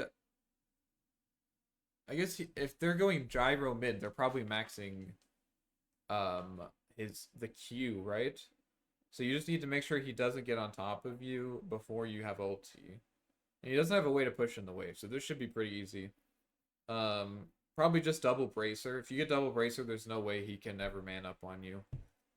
For abilities, I would go 203 at level 6, so max get 3 points in Spark Wraith, 2 points in Flux, and then he should be a pretty free kill every time he comes to the lane with if you have ultimate. He has no way to push the wave and no way to no defensive abilities. Hoodwink. Yeah, this is just, I mean, it's I don't know what to say here. I mean, especially right now, this hero does nothing. This guy can be kind of annoying to harass you, but the Hoodwink stats are so low that like even if she does push in the wave, like you can just hit her, bro. It's not like Snapfire. Snapfire has good stats, so if she pushes in the wave, she can trade with you.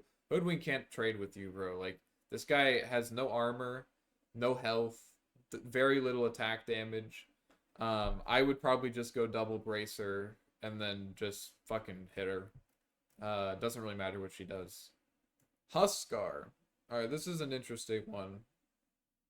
I would say this is even.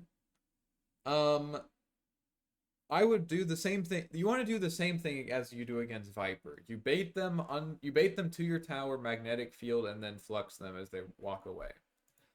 Does Huskar still have... Yeah, he still has Cauterize.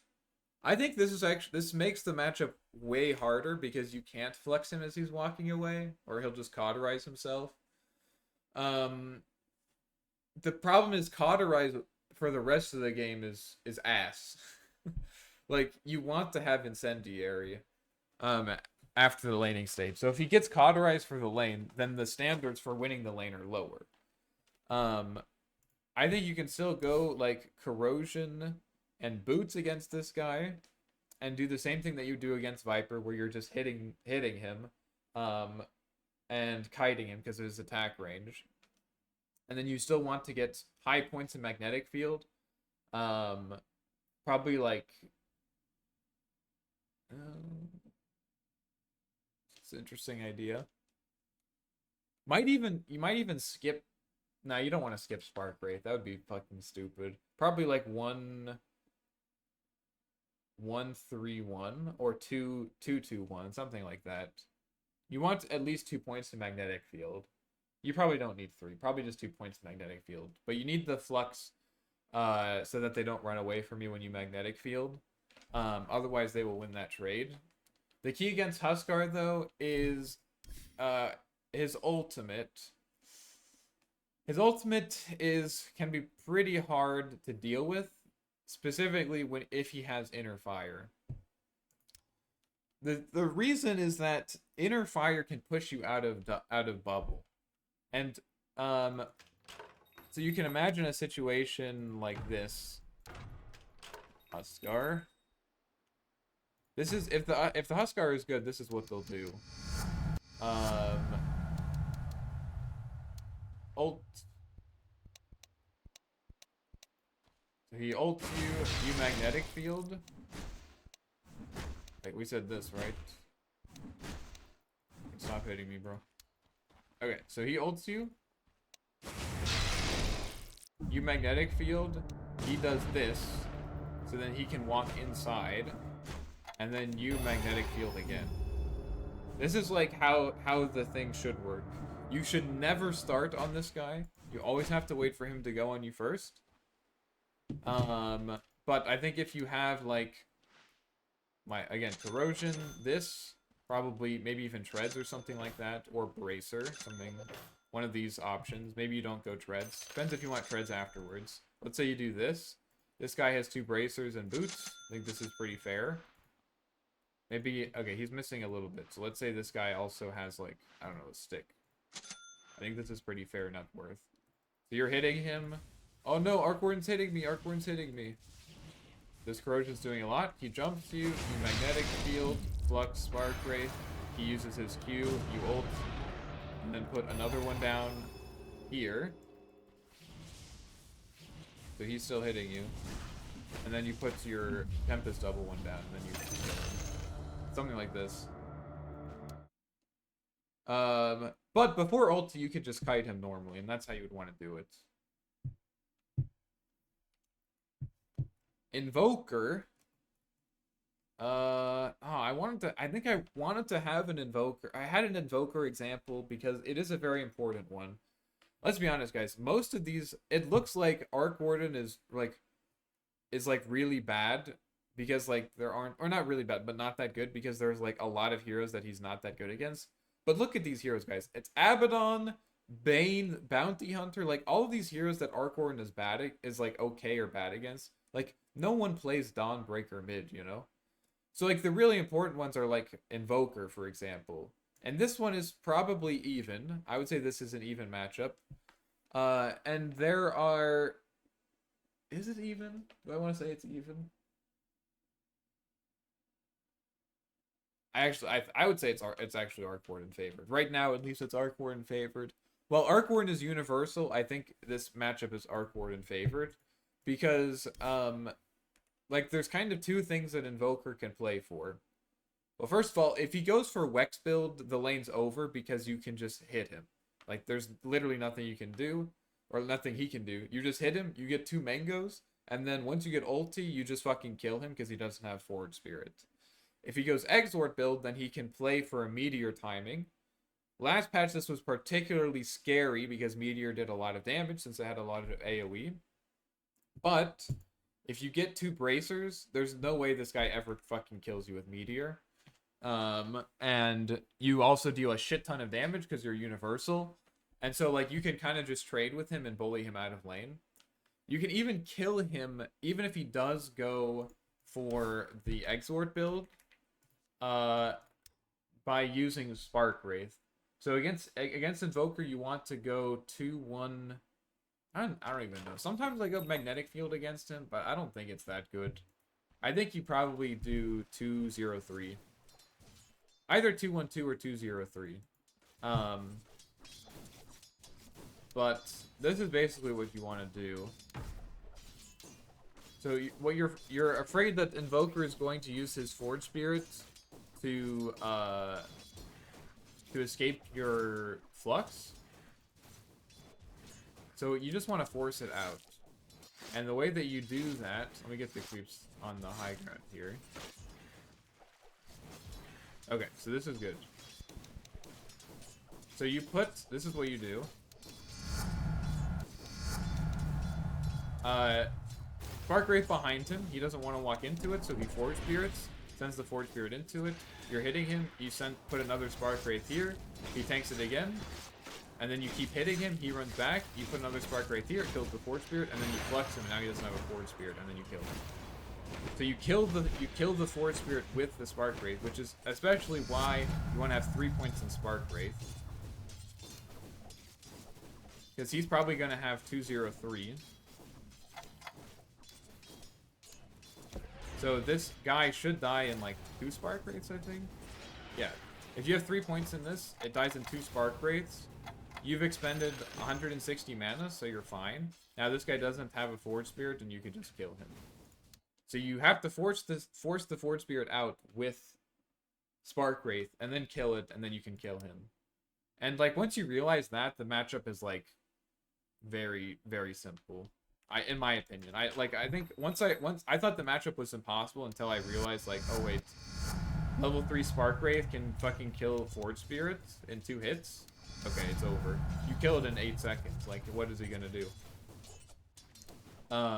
Another thing that you can do really quick is once you get ultimate, one of my favorite things to do to just fucking torture them is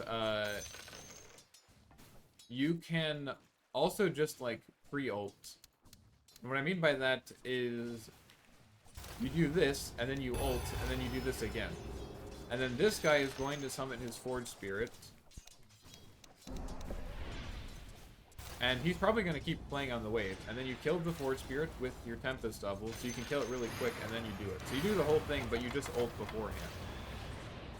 But it's... if you just ult people randomly, like if you do it, like if you try to do a slow kill on someone with your ultimate, like once you ult, people just start freaking out, bro.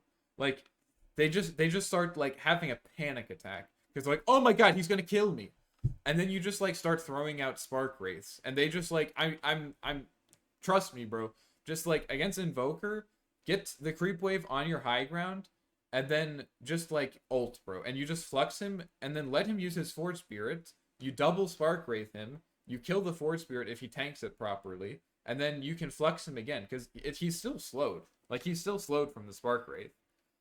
It's just it's not that good, to be honest. I don't think I've lost a matchup against Invoker in like 3 months or something. Okay, that's enough ranting. Io, I mean, I don't think anyone plays Io mid anymore, but it's pretty easy.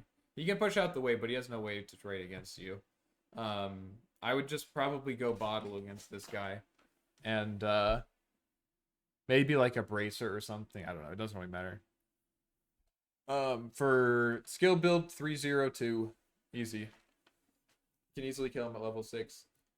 Jakiro mid, yeah, this is pretty annoying, I will admit. I mean, he just does a shit ton of damage. It's very hard to trade against him because the attack speed's slow.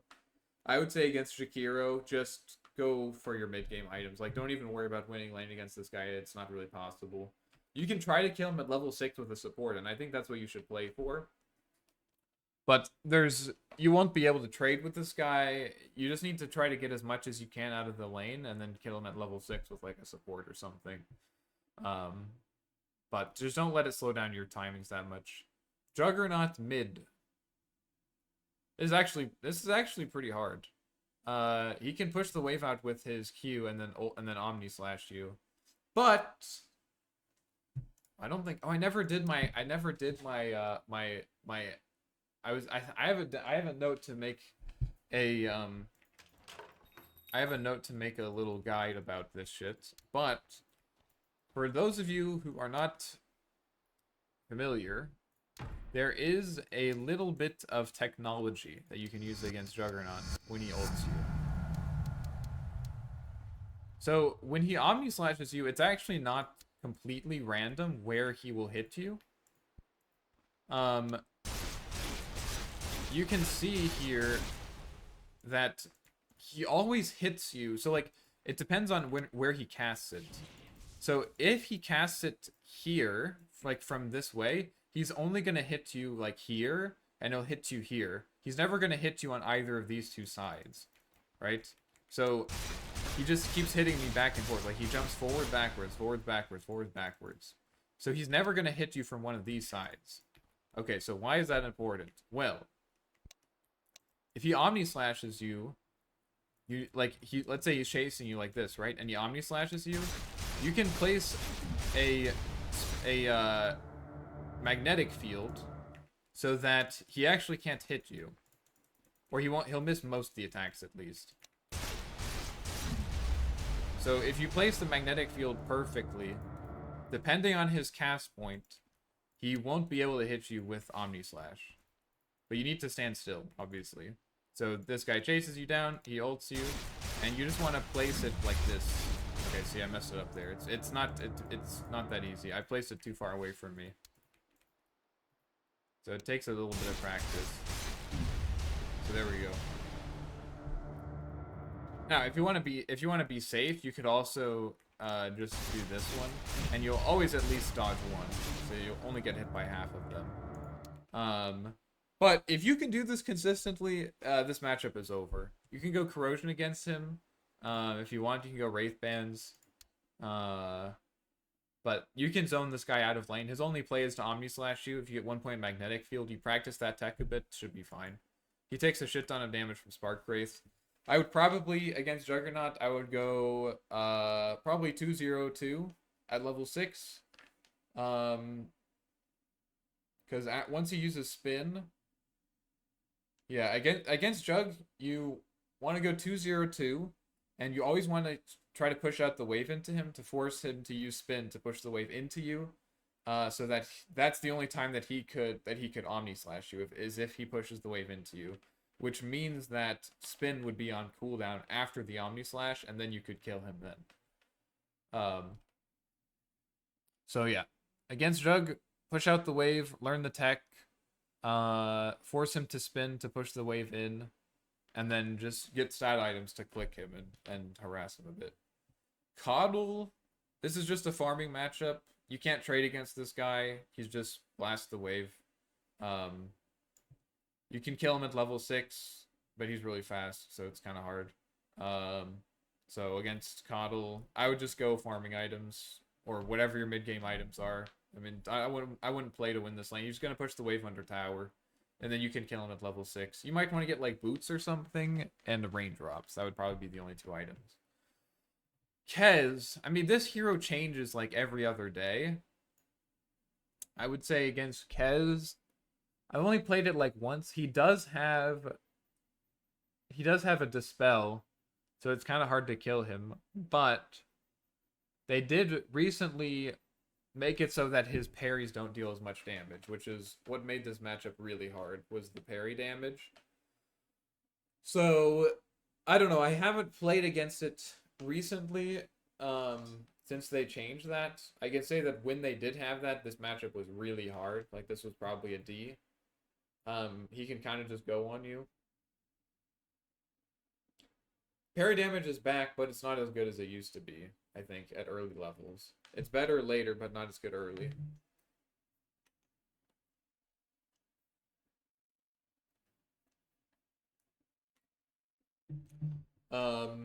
I think before level 6, this is fine. I would say it's about even. If the parry damage is too much, then it's favored for him, because it used to be last patch, not last patch, the patch before 7.39, the parry damage was so much that if you ever hit him and he parried you, you would just fucking die. Like, you would actually just die at level 3. And so if that's the case, still, now with the new scaling, I haven't played against it. It's like a numbers thing. Because they changed it so now it does increase, but it scales with your level, I think, or something. I don't know exactly. Changes. Yeah, bonus critical strike is rescaled from this 4% times enemy level. So, like, it just depends what these numbers are. If you can harass this guy without dying, then it's fine. If you can't harass this guy without dying, then it's his favorite. So we'll put him even for now. If you are allowed to attack him, then it's you favored. I just haven't played it yet. Kunkka, this is Arc Warden favored. He's just a sitting duck. You get 2 Wraith Bands, this guy gets fucked. He doesn't do any Tidebringer damage to you. He can maybe kill you with level 6, but if you get raindrops, should be fine. And you can kill him with ulti pretty easily. I would just build stats early on. You don't need bottle against him. Build into the 2 Wraith Bands. For the skill build, I would go probably 203 to kill him at level 6 and spam Spark Wraiths on him. Legion, this one is annoying for sure, because she has a purge and she also can always man fight you. It's definitely not unplayable. Probably putting it with these guys is not that.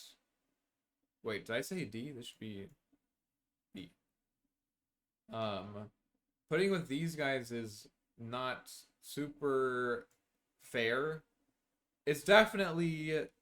Is it even Legion? I don't think it's even Legion favored. I just think you guys both farm. Like, you can't kill her because she has a Dispel. She can't kill you because, well, she doesn't do any damage, right? And you can kite her. So I would say you just farm into each other. Probably just go for your farming items. I wouldn't invest that much into this lane. Maybe get, like, boots so she can't just run up and duel you. But, and maybe, like, 1 bracer. Something like that. Leshrac. This one is pretty hard, especially with Misanthropy. I think it is winnable, but it's very weird. It's kind of like the Snapfire thing, where like you have to keep the wave pushed into him. If he ever has creeps running into you and his W is up, like, you're just gonna fucking die. So, like, you need to be on top of killing range creeps with Spark Wraiths and just, like, hitting him to keep him low. Because if you ever can just get, like, a Misanthropy Edict off, like, you just die. So like you need to keep creeps on you. Once you get ulti, it's not as bad, because then you can spread out the damage, but it's still pretty hard.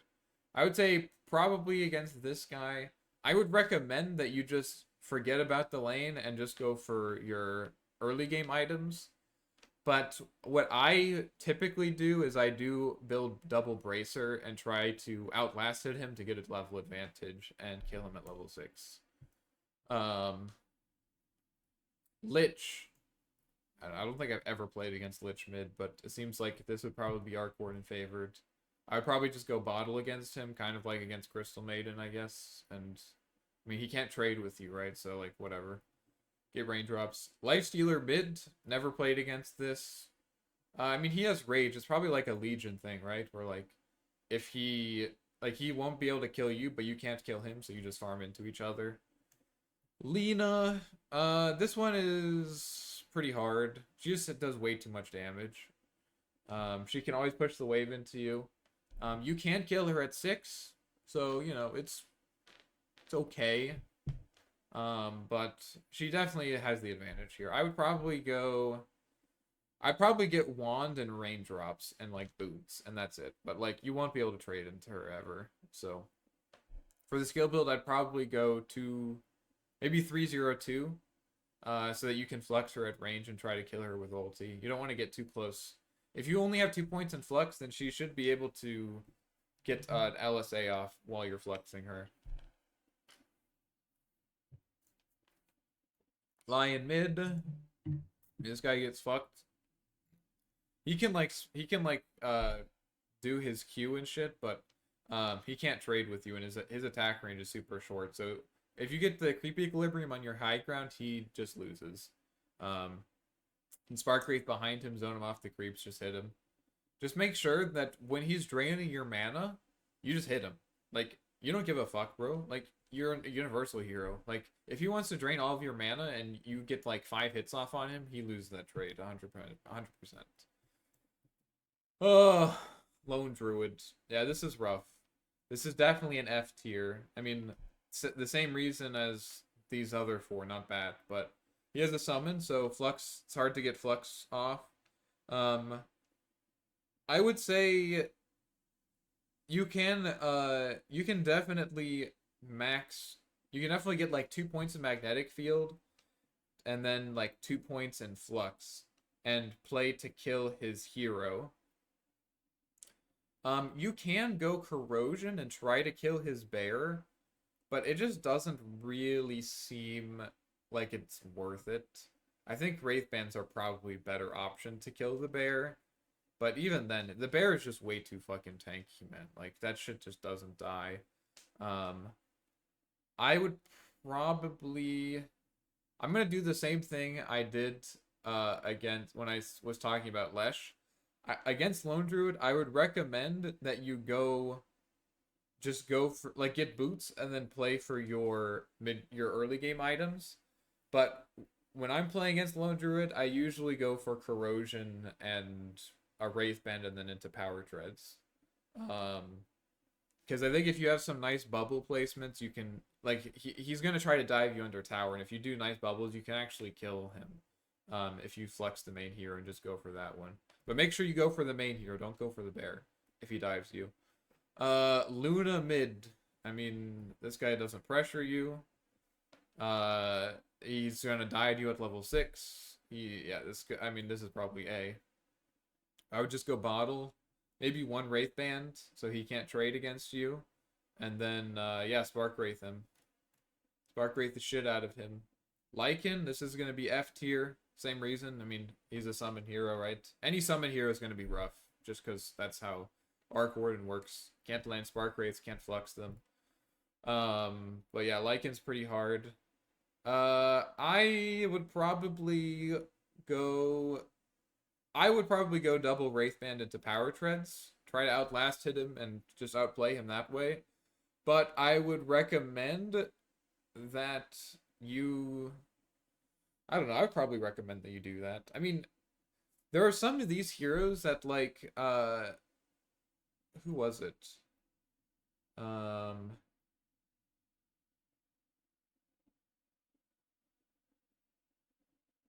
Who was it? Who is it? Who is it? Some of these heroes, like Lena, for example. Lena's a good example of this.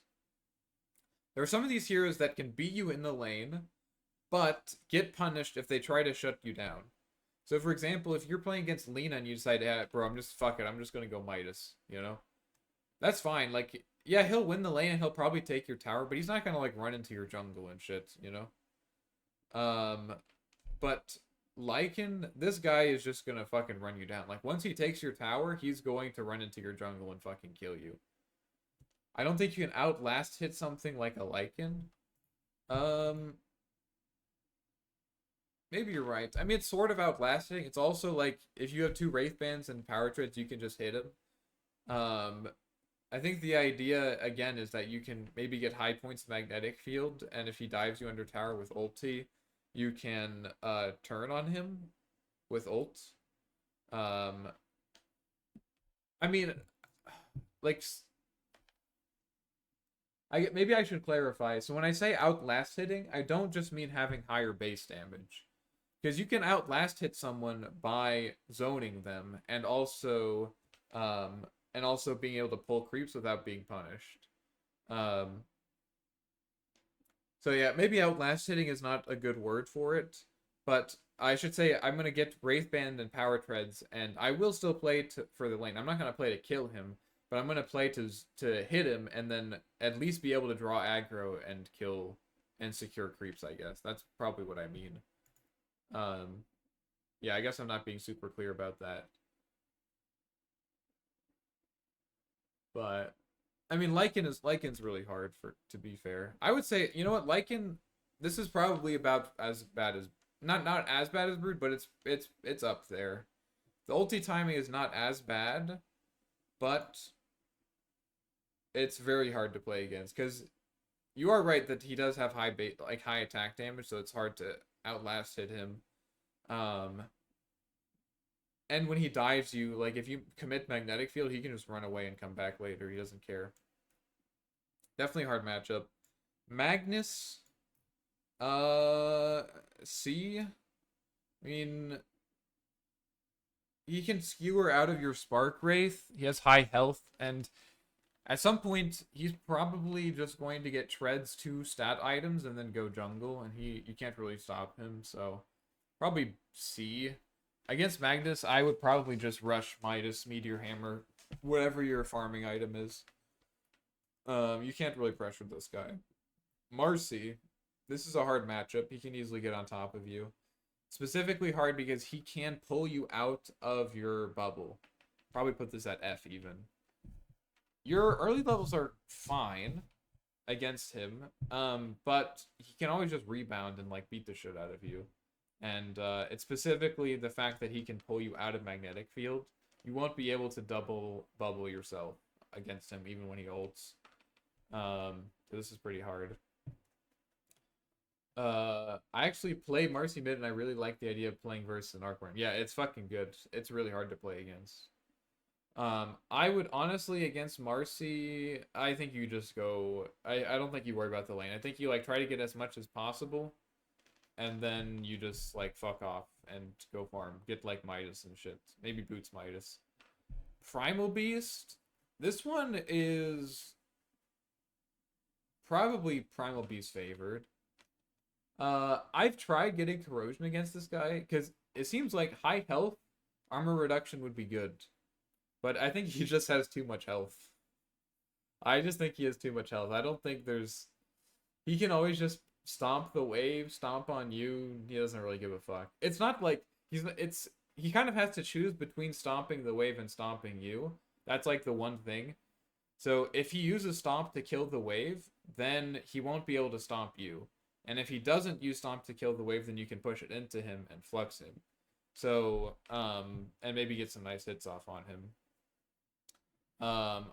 I would probably just go boots against this guy and then go, get your Midas or whatever you're doing. I don't think... I've played against this guy many times. Tried Corrosion, tried stats. He just has too much health. He gets bottle. His E gives him... Doesn't his E give him armor too, I think? What does this do? No, it doesn't give armor. But it gives him damage. Oh no, it does give armor. Yeah, it's very hard to pressure this guy. But it's fine. You just get the farm. He shouldn't be able to kill you. That's what I should say. He shouldn't be able to kill you. Primal can run you down very early, and you kind of need rotations to kill him. I agree. I think if you get early boots, though, it should be okay. Like, if you get early boots, you should be able to see his stuff coming. And if you're controlling the wave, like, here's what I mean. So before I said he has to choose between stomping the wave or stomping on you, right? So if he, let's say the creeps meet like this, and we'll just use this Juggernaut as an example. Let's say this is Warden. You're hitting him from over here, right? Okay, so let's say he just runs at you, right? Past the creep wave to stomp on you. Okay, well, if he does that, okay, we should flip this.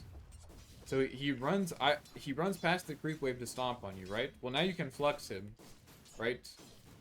You have 2 points in flux, and you just flux him, and he won't be able to catch up to you. If he stomps the wave so that he can get past it, right? So you can't flux him. Then he can't stomp on you, right? So he doesn't. Then you can just do whatever you want. So that's what I mean. You just need to be thinking about that, though. You need to be thinking, okay, so if he runs past the wave, I flux him. You have 2 points in flux at level 3. That's very important. If he runs past the wave, you flux him. If he stomps the wave, then you're fine. So shouldn't be too bad. Once he gets ultimate, yeah, I mean, once he gets Q and W, like, yeah, it can be a bit weird.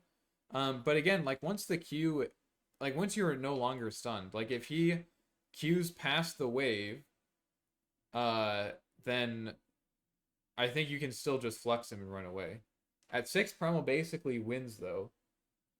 Yeah, I mean, I think that's fair, but also, I think that you can maybe kill him at 6, too, you know?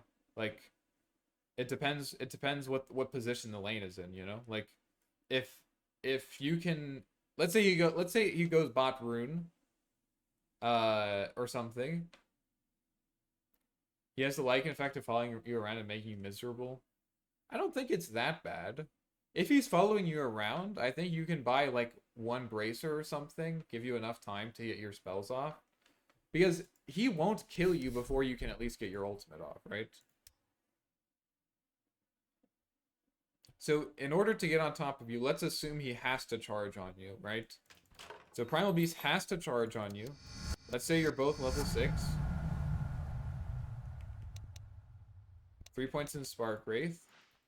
Actually, you know what? I should probably put... It depends if I'm going stats. Let's say I have 1 bracer. I'll probably go, like, treads or something. Because this is can help you farm and help you win the lane. Primal Beast.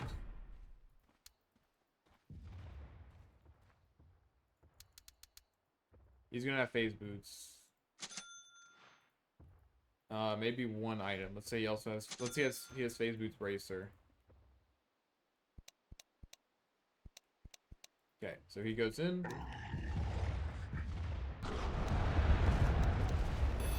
shit. He does this.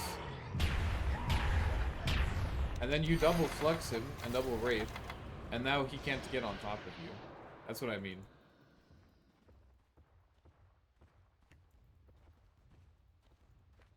Then you can get out. I mean, it's hard to demonstrate it.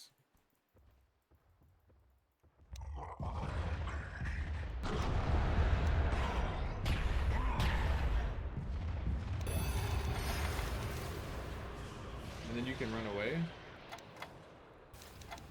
I'm not saying it's an easy matchup. Like, look, I'm putting it in D. Like, it's not an easy matchup, but I don't think it's unplayable. Kind of depends on how things go. My problem is I still like to get travels every game. Gotta break that habit. This is like, I think, I understand that. But it's fine to get both. That's why I need people to understand this. It's okay to get both of them. it's okay to get travels and power treads. Like, treads are just an insane item to win the lane. And if you say that I'm never going to buy treads, you're like kneecapping yourself. Like, travels and treads are two completely different items. Like, if you can buy treads to win the lane, it's okay to buy travels later. Like, you lose 400 gold, like, who gives a fuck, you know? Or 500 gold for the boots. I think you should just buy like treads, and you're like, okay, you know, I have treads now. Now I get to win the lane, or at least I don't die, right? And then, you know, if you can just buy travels later. You don't have to pick. You can buy both of them. It's fine. I just got murdered by Primal Beast. Yeah, I mean, it's definitely a hard matchup. I don't want it to come across like I'm saying Primal Beast is an easy matchup. It's not. But I think I played against one recently.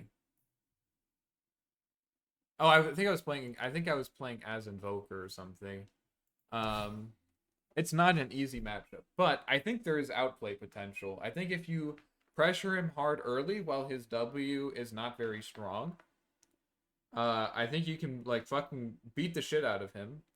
The tricky thing about making these like guides, and like why I avoided this in my original laning guide, is that like a lot of times when I'm playing these lanes, like you have to kind of feel things out, you know? Like I can't just tell you what to do every time you see Primal Beast. I can tell you what you should start with and what you should look for. Like against Primal Beast, I'm going to start full stats and just fucking click the shit out of him and see how he responds. And sometimes Primal Beasts, like, yeah, they'll just level E, right? If they level E at level 2, bro, like now he doesn't have Q. There's no way he gets on top of you. Right? So like it kind of depends what he does. If he goes E level 1 instead, well now he's not pushing the wave in. So now you can push the wave into him and maybe get a flux timing off on him. If he goes W level 1, then you click the shit out of him anyways, and he won't be able to punish you from it because he doesn't have his E. And then like, okay, maybe at level 3 then he has 2 points in W, 1 point in E. He still can't get on top of you. Probably at level 4 he gets Q, right? And so it's not until level 4 that he really has a way to consistently get on top of you. He dragged the wave. Then you just get to farm then. Then he's not contesting you. And kills me at level 5. Well, I mean, yeah, I think I mean, I'd have to see the game in particular to like tell you exactly what you could have done better. But I think, I mean, yeah, at level 5 you should be aware of that timing. I mean, he can definitely get Q and fucking beat your ass for sure, and you should be aware of that. I mean, no matter what, at level 5, you do need to be careful for sure. It's just hard. I think you have to do a lot of, like, you have to kind of feel things out. I mean, there's been times, I'll say, like, there's been times when I'm playing against Primal Beast, and, like, yeah, it's a hard matchup, but this guy takes a shit trade at level 1 and he has his W. He, like, tries to go on me, you know, and I just fucking, like, beat the shit out of him, and at, like, wave number 2, he's half health, and he's still level 1. And then, like, I just stand on his high ground, bait out a W, and now he doesn't have W to push out the wave. And then I just fucking body him, you know? Because now I'm like a level ahead and I get like 2 bracers and there's no way this guy ever kills me. So it's hard. It's kind of hard to completely characterize these laning matchups, I guess. So I'll be right back.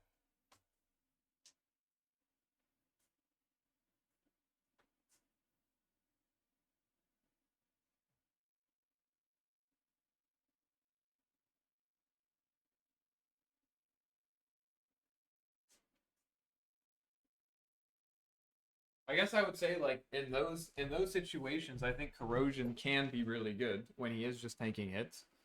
But I have like one time I played against a Grandmaster Primal Beast who just went boots tangos level 1. Like that's it. And every wave he just fucking stomped it, you know? And like yeah, it never gave me a chance to fucking harass him. That's true. But also, like, he didn't contest any of my creeps because I just dragged them under tower, right? And he has fucking boots, you know? Like, so I just get, like, we both traded farm, and then I got my Midas, and, like, you know, whatever. I got like a really early Midas. It's hard to say completely. Let's move on though. Mars. This is a pretty easy matchup. This guy just gets fucked by your abilities. I think you can. I don't think you want to go corrosion. I think you want to go double bracer into power treads against this guy. That will help you deal a lot of damage to him, and it will also make it very hard for him to burst you at level 6. You probably will want to go for like 302 against this guy and just kite him. The key is to make sure he definitely can kill you at level 6. The key is to make sure though that he's too low to ever do that. And I think you can secure an early advantage if you block the wave onto your high ground. Level 1, you Spark Wraith behind him and you just click the shit out of him, and you just keep Spark Wraithing him. And you get a pretty early advantage, and then that will give you a stat advantage, and then you can just trade better into him. And hopefully you'll get level 6 before him then. You can kill him, and then like just chain kill him or something, and things shouldn't be that bad. Medusa. Oh my god. We're like halfway done. Medusa.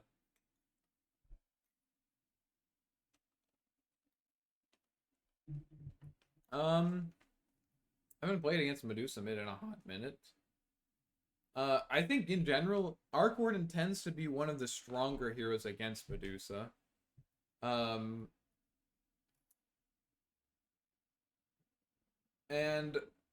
there's two reasons for that. So first of all, Arc Warden does a lot of sustained damage. Actually, well, it's hard to say. I don't know. It's high variance. If Medusa takes Undulation, it's a very hard matchup. I mean, it's not a very hard matchup, but you won't be able to win the lane because you won't be able to flux her. But also, if she takes Undulation, like what the fuck is she going to do? You know, like, is she going Meteor Hammer Medusa for mid lane, right? Then who's her off laner, I guess? So like it kind of griefs the game, I think, if she takes Undulation as a mid laner. And in any case, you can kind of just go Midas or whatever, Meteor Hammer, whatever you want to do. I think you could probably just get your mid game items. If she doesn't take Undulation, you should play to win the lane because you go like, I think you go like 2-0-3, and you can do a lot of fucking damage to her. So I think this is like B. I'm pretty happy if I see Medusa. Either you can win the lane, or she will just let you free farm. So, Mirana. I haven't played against this recently, but I think it was okay last time I played it. You get 2 Wraith Bands and Power Treads. I cannot win the Medusa matchup. I haven't played against Medusa in so long. So maybe I'm out of touch with the Medusa Arc Warden matchup. I'll check the match ID after this. Trying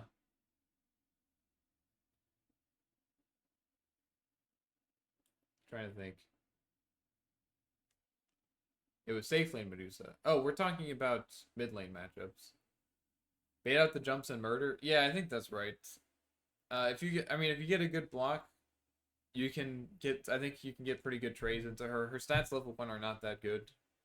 And you can definitely kill her. It's easy to force out her jumps. She takes a lot of damage from Spark Wraiths. I would probably go 2 Wraith Bands into Power Treads against Mirana. And should be fine.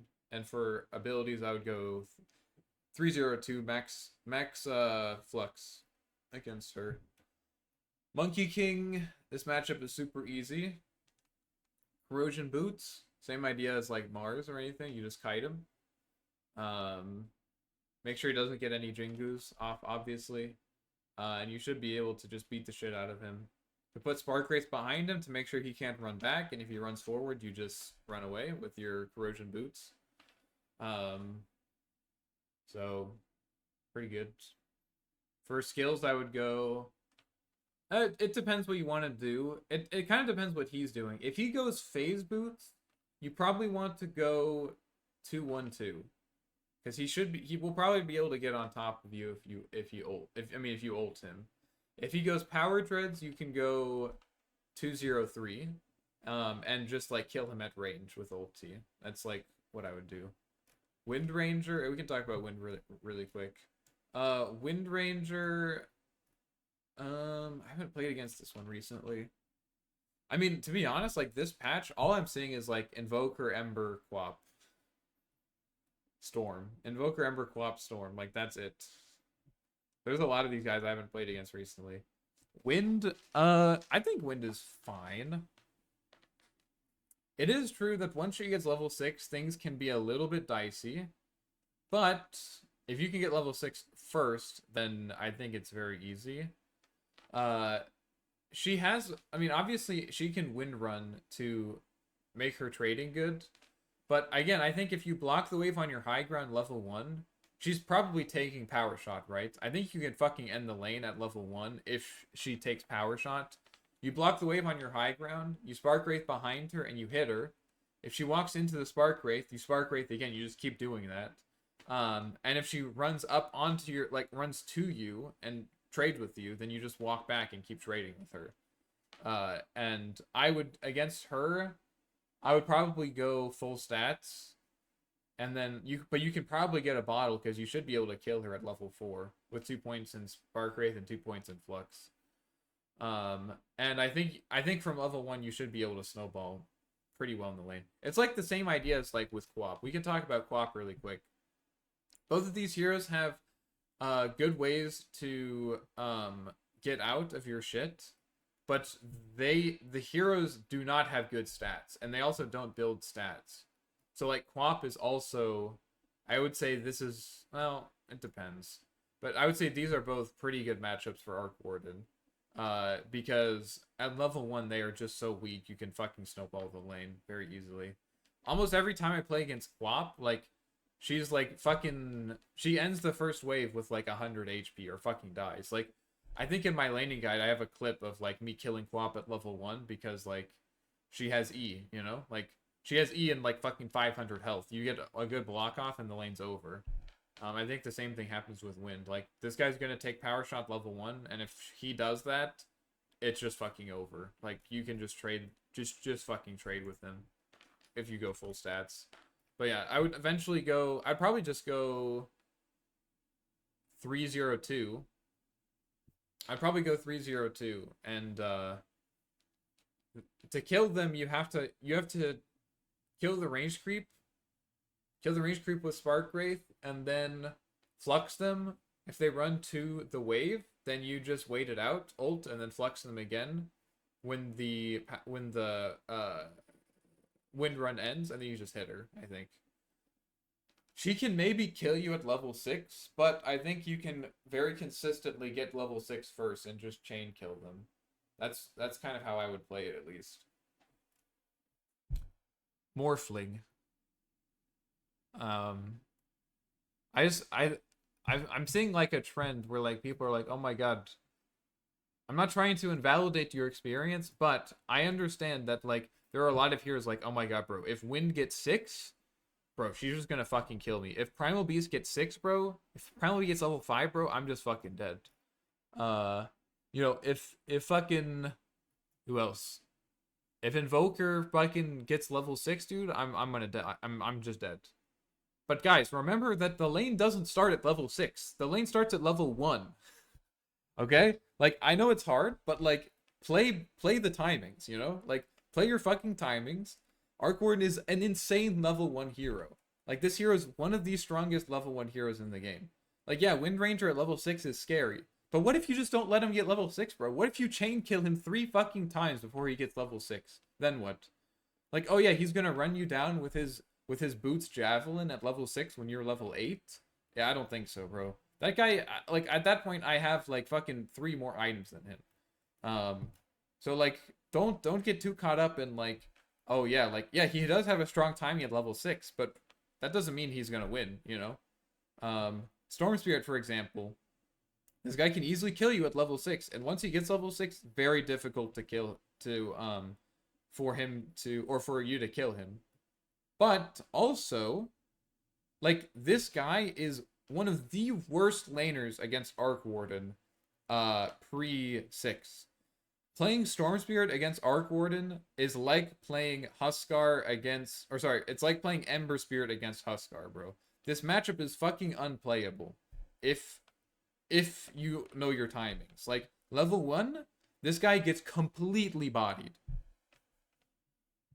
At level 1, this guy gets completely bodied.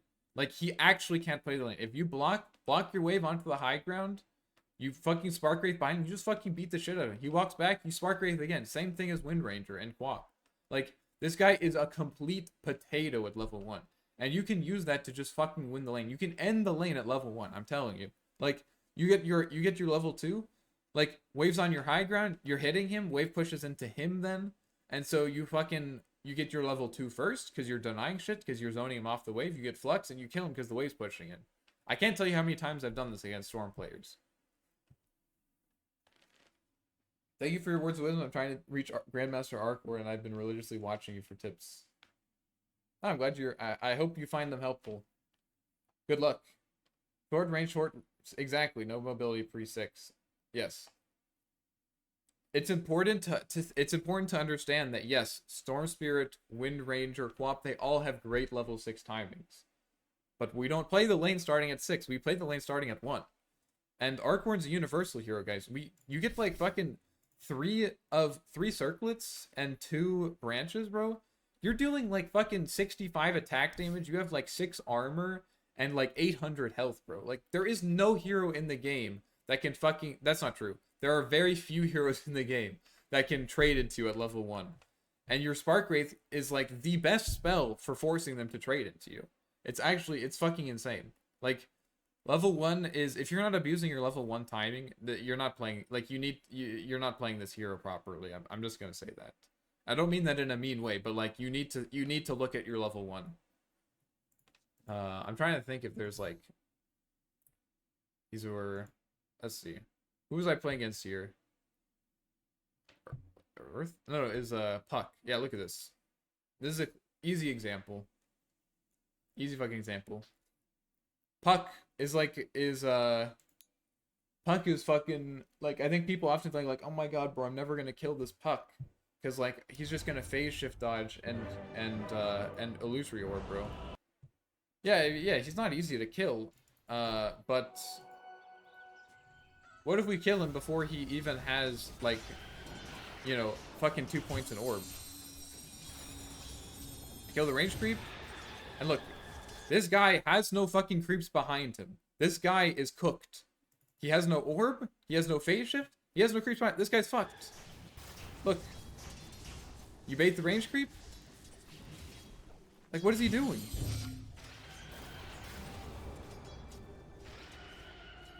This is what I'm talking about. You can do this against Wind Ranger. You can do this against KotL. You can do this against Storm Spirit. This is what level 1 wave should look like. You block the wave onto your high ground and you beat the fucking shit. How does this guy trade against me? I have 4 armor, 62 attack damage, 700 health. This guy has 200 less health than me and half the armor. There's literally no way that this guy trades against me. What if enemy blocks better? That's a skill issue. I don't know what to tell you. I mean that in a like semi, like, you know, lighthearted, but like also, like, blocking is just like, you just have to, like, at that point you just have to practice blocking. Like, just go into a demo mode and block, you know? That's something that you can just practice. This is not, like, blocking is not something that depends on the enemy, you know? Like, you can just be better at blocking. And it's okay if you're not good at blocking, but you just have to go practice it, you know? Like, you just go to the world demo terrain.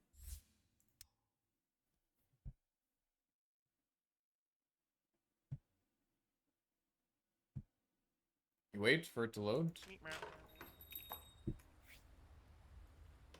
You just do this. You can just do this for like an hour and you'll be a blocking god.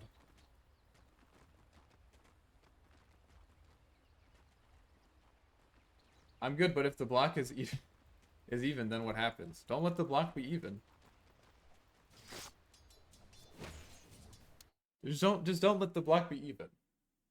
Okay, let me put it like this. If you want to say, like, if I tell you Arc Warden is like will win almost sorry, I shouldn't say that. Arc Warden will win lane against Wind Ranger if you get a good block, right? And then if you say, but what if you don't get a good block? And then I say, okay, well then yeah, the lane's hard. But like that's something in your control, you know?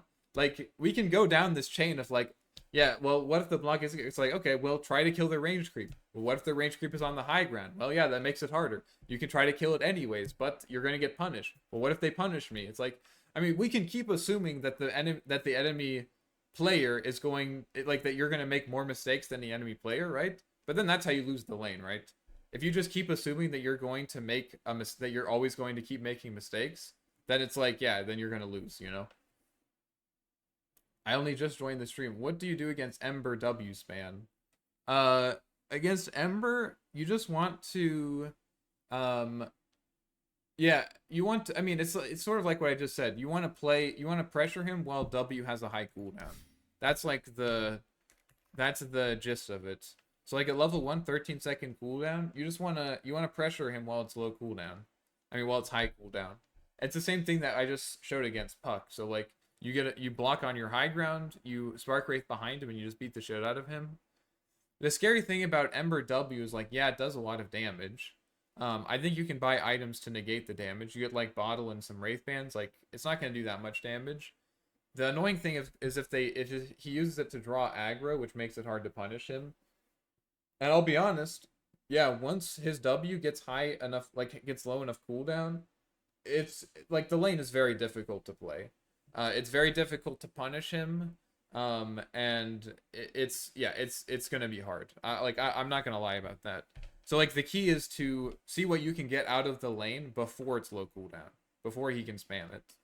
And you want to do that by doing what I just showed. You on level 1 block the wave on your high ground, Spark Wraith behind him, beat the shit out of him, kill the range creep, get an early level 2, flex him as the creeps are pushing. Like just keep doing this kind of stuff. Okay, Morphling. This is like even. I think you both farm. I mean, you can't really kill him. You're both about the same range. I think your level 1 is pretty good against him. Maybe you can do Quap stuff, like the same thing against Quap and Wind, where like level 1, you completely body him. But even still, like, yeah, he can kind of just heal to full, so I'm just gonna put it even. I think you guys can kind of just farm into each other. You can't really kill him at 6. It's like, whatever. Maybe Corrosion would be good against him because of his high HP, but you don't have any way to prevent him from healing back up, so I don't know. I think this is, like, even. I haven't played this in, like, probably 6 months or something. No one plays Morph Mid anymore. Muerta mid. Low mobility ranged hero. He does have a Dispel at ult, which makes things a bit harder, but that gives you at least 1 flex against him. I mean, it's the same thing. I'm sorry to be a broken record, but like, yeah, block the creeps on your high ground, Spark Wraith behind him, beat the shit out of him. Level 1. Use that to snowball your lane. For items, I think Bottle is probably pretty good. Probably, I don't think you probably want to get like 1 item to trade against him, like probably a Wraith Band or a Bracer. Yeah, maybe even get an Old Talisman. Ooh, that actually might be not a bad idea. You get an Old Talisman, just spam Spark Wraiths and shit. But,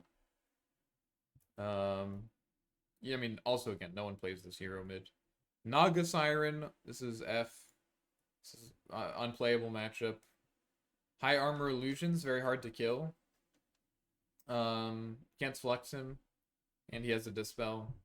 I don't think there's any items that you can buy that make this matchup good. I think you should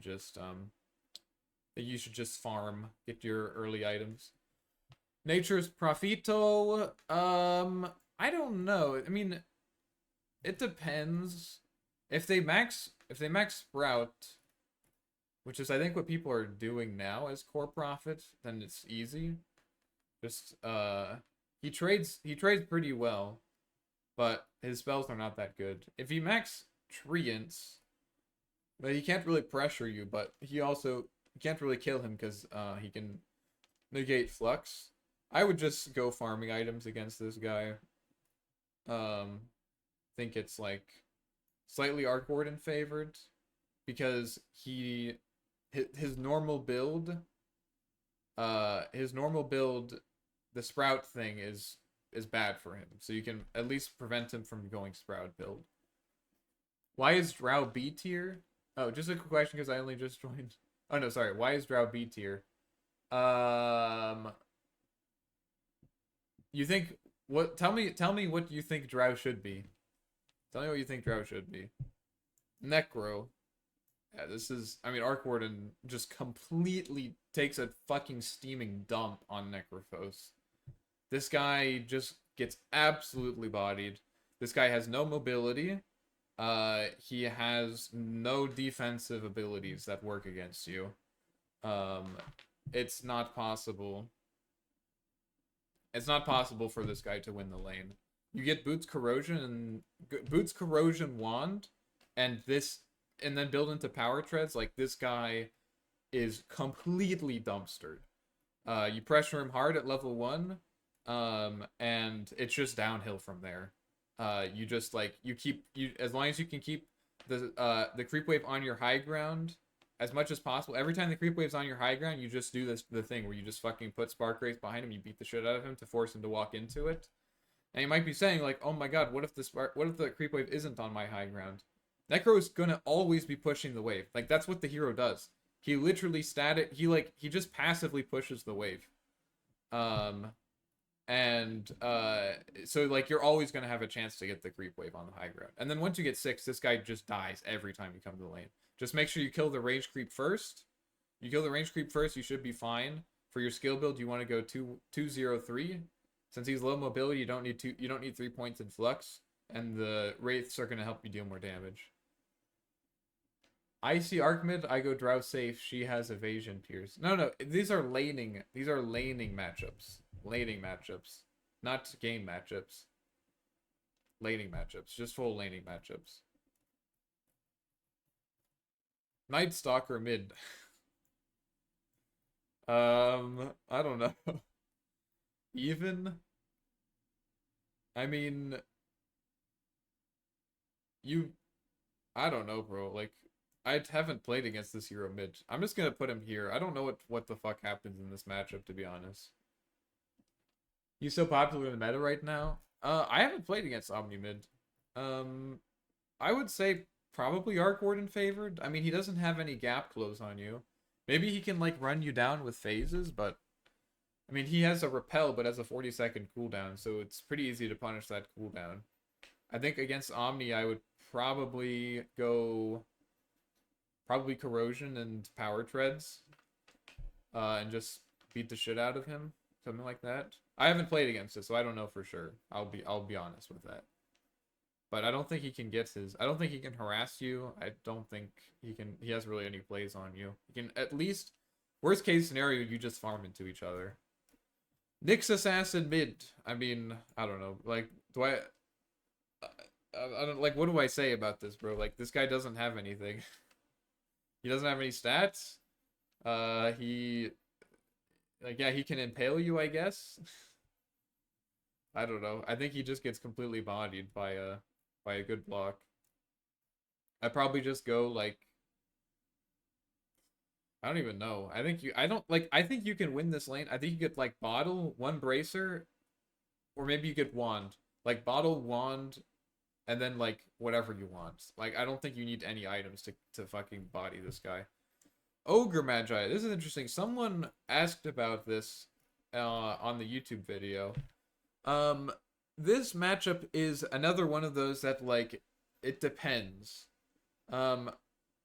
I think if they take learning curve, I think it's pretty good.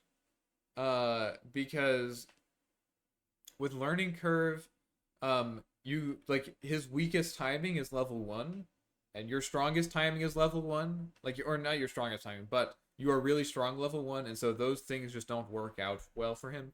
Even though he has a lot of fucking health, you can deal a lot of fucking damage for sure.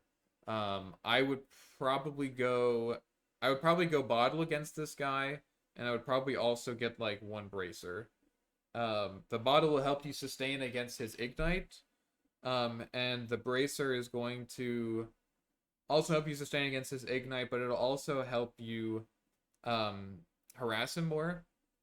You could also buy a corrosion. I could see that.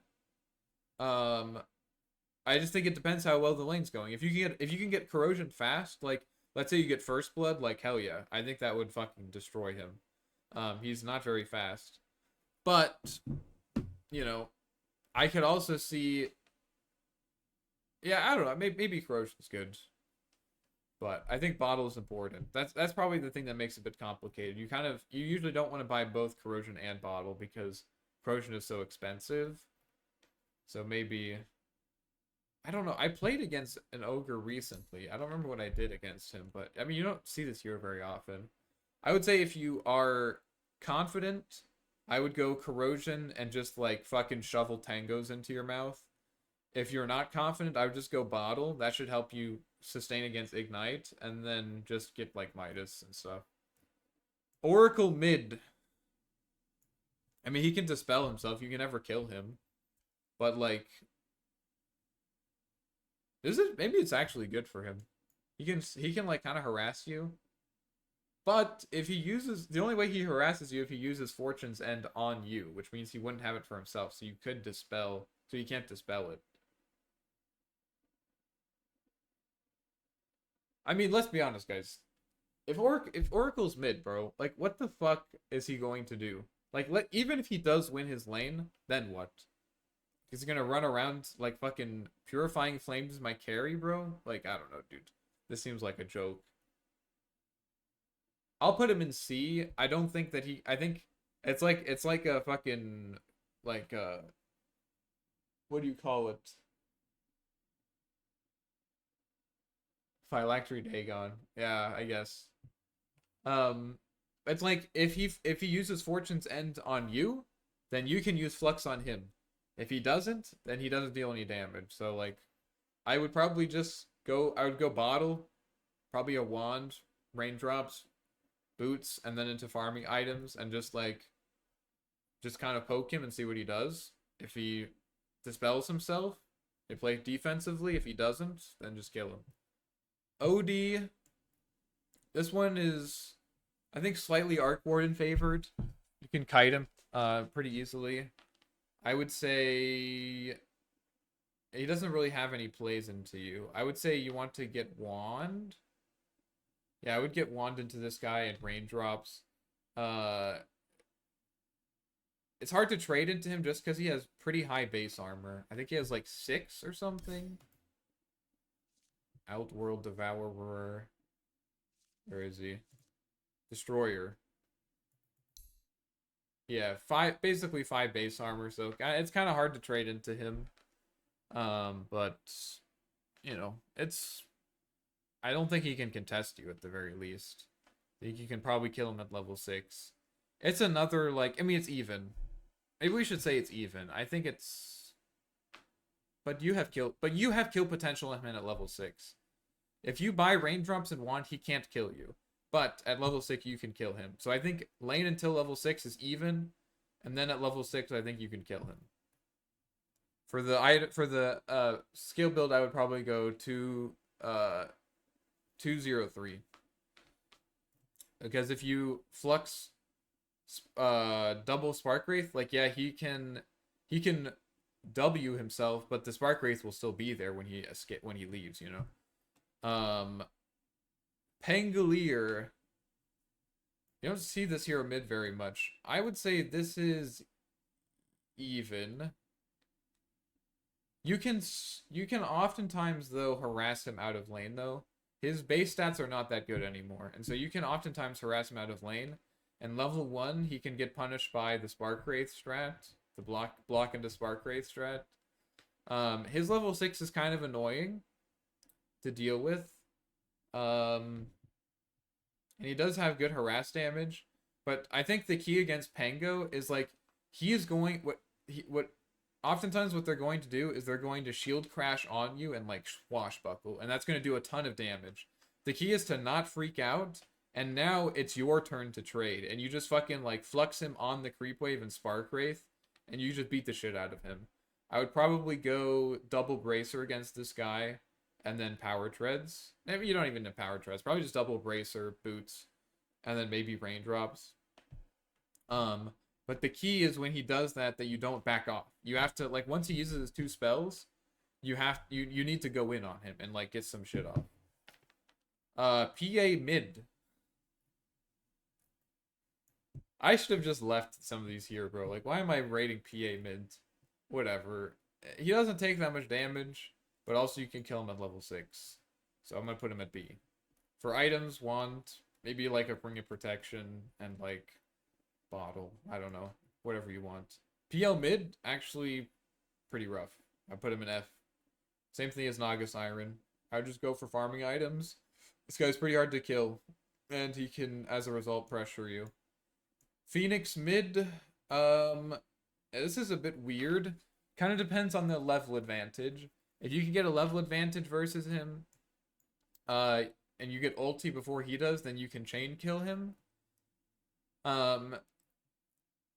But you also, his level 1 is also pretty weak compared to yours. Oh, that's not necessarily true. Say even. I think it's about even. Level 1 is about the same. You can spark wraith him, but his W is pretty good.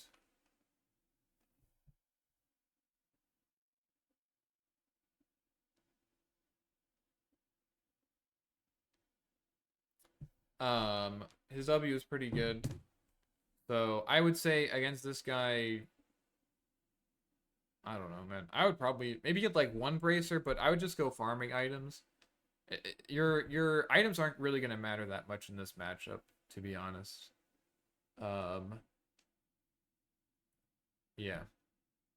All right. Puck. A. All right, hold on. I'll be right back. I have to go pick something up. Give me like 5 minutes.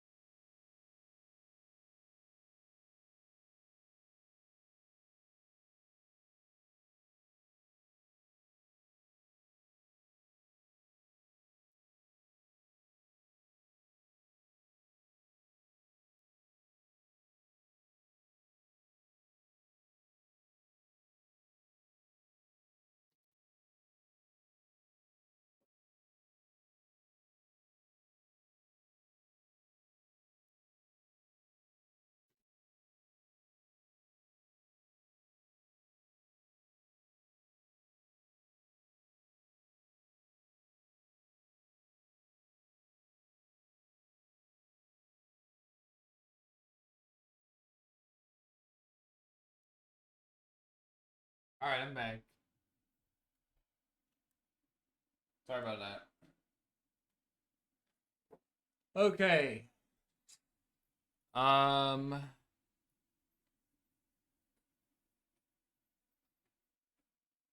Where were we? Puck. Puck. Yeah, Puck is pretty easy matchup. Low base stats. I mean, it's the same thing that I was just talking about. Low base stats means that you could trade pretty well at level 1. So I would block on high ground, Spark Wraith behind, beat the shit out of him. His spells are pretty good, or their spells are pretty good. And the key against this hero is definitely to secure runes. Don't let them get both of them. That's like the only way that they can kind of win the matchup. I would go for the skill build 302, and for the items, I would go double bracer into boots. And once you get double bracer, like they can't, like, all that they can do is like maybe try to kill range creep, but it's very hard. I think another key thing against Puck is you need to keep in mind phase shift. Puck will often like draw aggro, and then you try to hit them, like draw aggro. I mean, like pull the creeps to their range creep, and then you will hit them, and they'll dodge that attack with the phase shift. The key is to use that to like don't back off then, like fucking chase them. Like when they use that phase shift, or you want to anticipate them using that phase shift and then fucking flux them and just run them down. Like you want to punish their phase shifts. Hopefully that makes sense. Let me try to demonstrate it. Bubble at 8. I wouldn't get any points in bubble until flux is maxed. Like I would have, like, let's see, so at 8 I want to have this and probably like this. Yeah, something like this. Maybe, actually, you know what? Maybe you're right. Maybe you have bubble here. Yeah, I think you're right. I think you're right. I think you go, like, I think at 8 you would have, you want to have max flux, 2 points in wraith for creeps. Yeah, like this. I think you're right.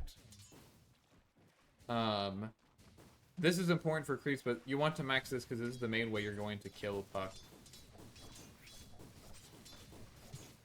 Puckaroni. Where's my Puck? Puck. Okay. This is what I mean. Puck will draw aggro because it's afraid of getting hit by you. And then if you try to go and hit it, then it's going to just phase shift dodge it. And then while it's phase shift, you run after it. You don't let him fucking phase shift, right? So he draws aggro, phase shift, you fucking run at him. You fucking, well, you don't ult him necessarily, but you just flux him. Even if he can sit on his creep, like, it doesn't matter. That's what I mean.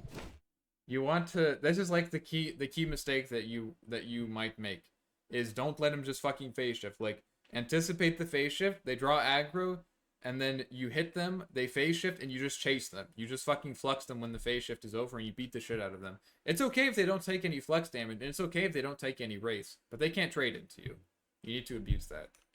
Okay, so Puck 8 tier. Why is this stream classified as a League of Legends stream? Oh my goodness. Is it? What happened? It must have been auto.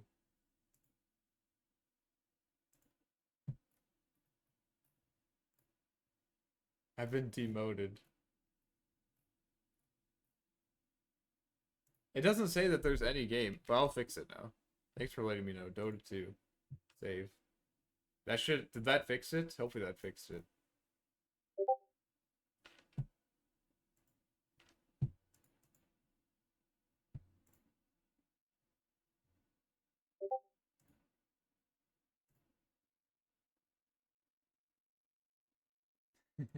It was.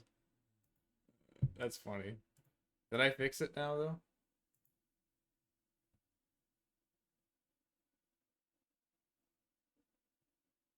Hopefully I fixed it. That's funny. Just auto-picked it. Just fucking auto-picked it. Alright. Pugnas. This is right up here with Necro for the same reasons. Their only defensive ability is to increase the damage you do to them. It's a bit annoying. You can push the wave in. And I guess, well, maybe not. Maybe not. Well, once you get ulti, it's hard. Once you get once he gets ulti, it can be hard to kill him. Maybe we'll put him at A. Put him at A, it's fine. Can be hard to kill him because he can just life drain.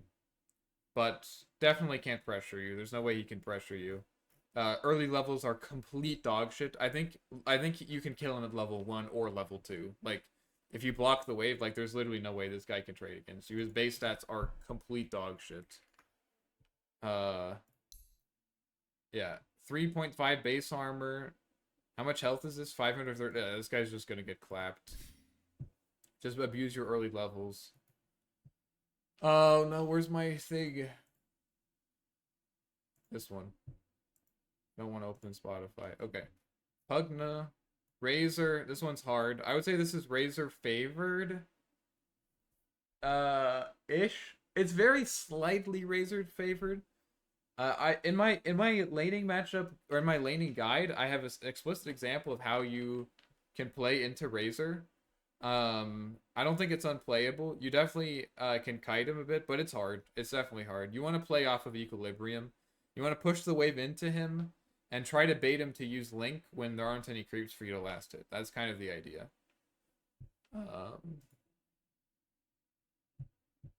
That's the idea. Against Razor, I would do. I didn't say against Pugna 3-0 or 2-0-3.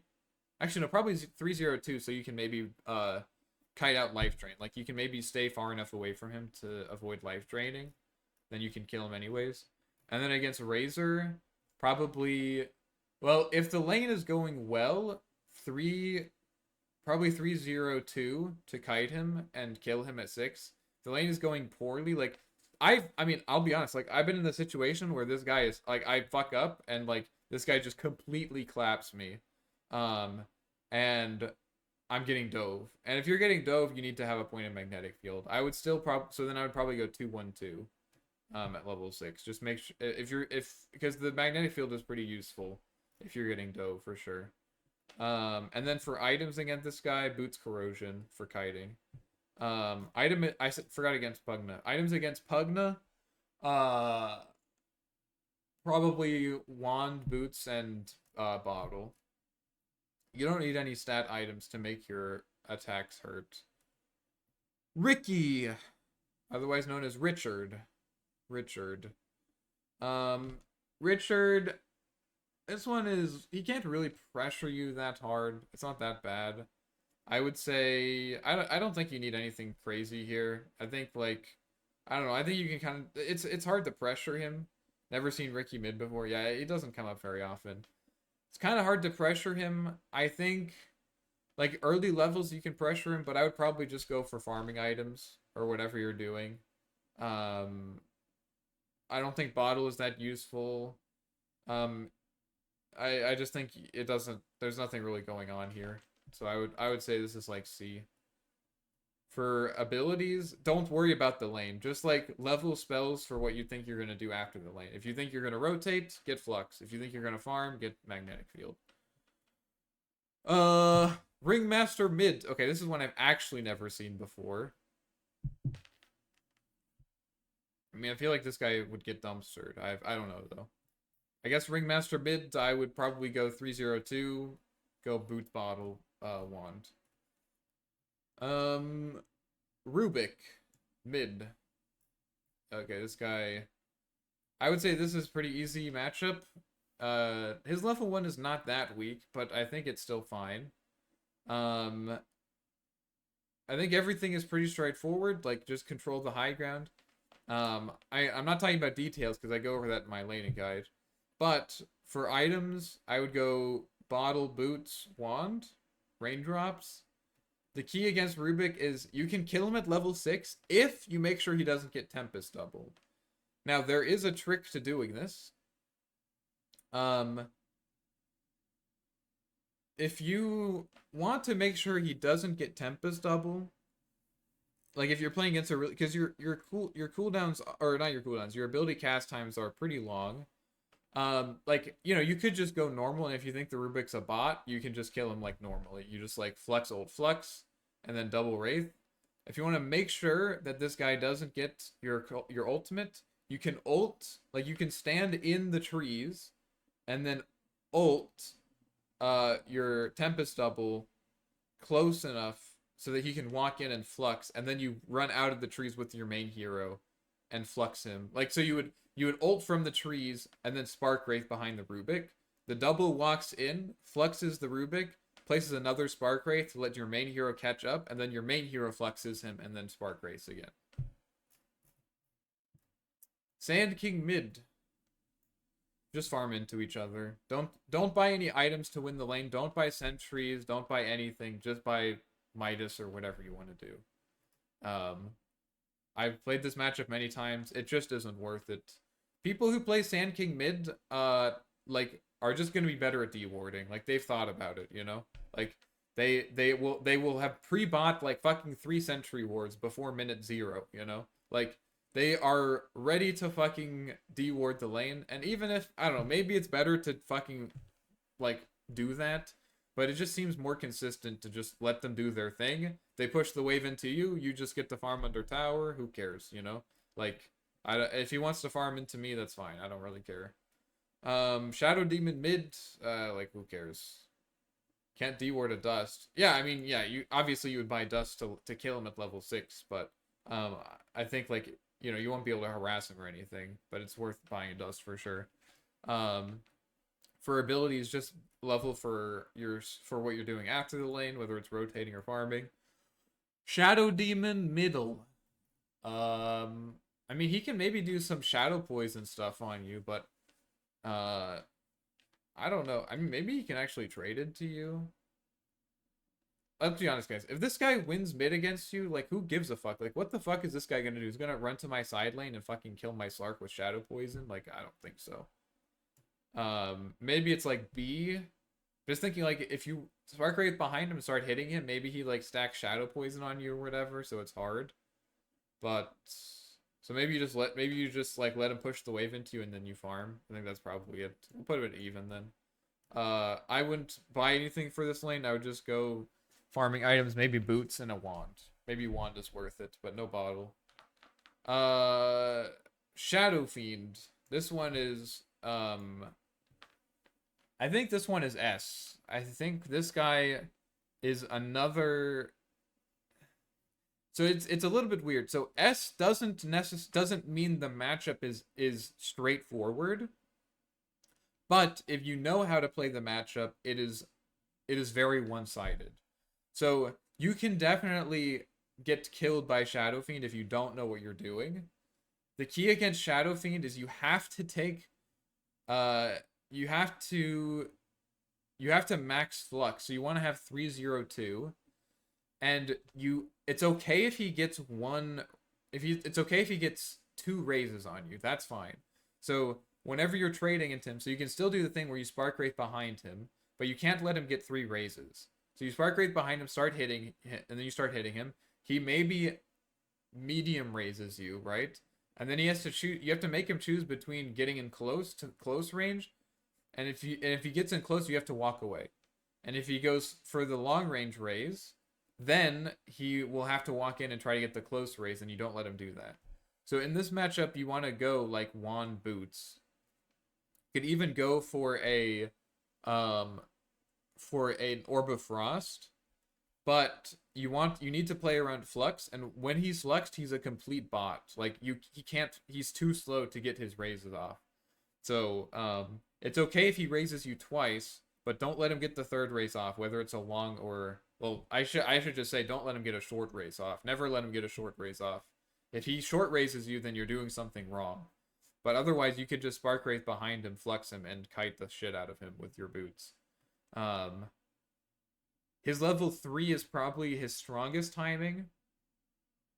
That's probably the time where he could turn things around. So just maybe play a bit safe there. once you get 2 points in flux, though, I think it's fine. 2 points in flux plus boots is like you're chilling. And then the specific reason this is S tier is because this guy, once you get ultimate, this guy will die over and over and over again because he has no defensive no defensive abilities. Like every time this guy teleports to lane or is in lane and you have ult up, you will just fucking kill him. That's it. There's literally no way for this guy to survive your combo. And this guy gets, obviously, Shadow Fiend gets completely destroyed if he can't accumulate souls. And so this guy will just have to farm jungle. So just focus on getting level 6. Play your level 2 flux timing. Easy. Did I say items, boots, raindrops? I would get bottle. I would get bottle and then boots and then wand and raindrops, something like that. Shaman middle. He doesn't have any way to escape your shit, right? He doesn't trade that well into you. His best play is probably just to like spam ether shock or whatever. I don't know. Probably there's 2 routes you can go. You can either go for stats and click him because he's short range, or you can go for abilities and spam Spark Wraiths and Flux on him. I think either will work. Probably at least get a wand, and I'd probably get bottle here too. Silencer. I mean, this guy just is the same thing. I mean, like, no mobility, no stats. He can't push the wave. It's over. I would say don't need any stat items against this guy. Just go bottle, boots, wand, and you're fine. You can, you should be able to just fucking dumpster this guy. Level 1, he's super weak, I think. You can do the Spark Wraith, block on high ground, Spark Wraith behind him, click him a bunch. You can probably even kill him level 1 if he doesn't know what's happening. You can definitely kill him at level 4 with 2 points in flux. Skywrath Mage. I mean, I want to put him here. He does have a silence. He does do a lot of damage. Like, he can definitely harass you, so it's a little bit more annoying, but still no mobility, no stats. You can kind of just trade into him. He might do, he might spam spells on you, but I don't think it's really a problem, because if you get bottle, which I would recommend getting here, you get bottle wand, like, he won't be able to harass you out of lane. You'll just have too much health. I'd probably go 203 here for more damage at level 6. Slardar mid.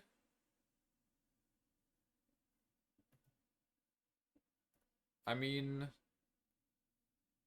on one hand, I feel like he can't.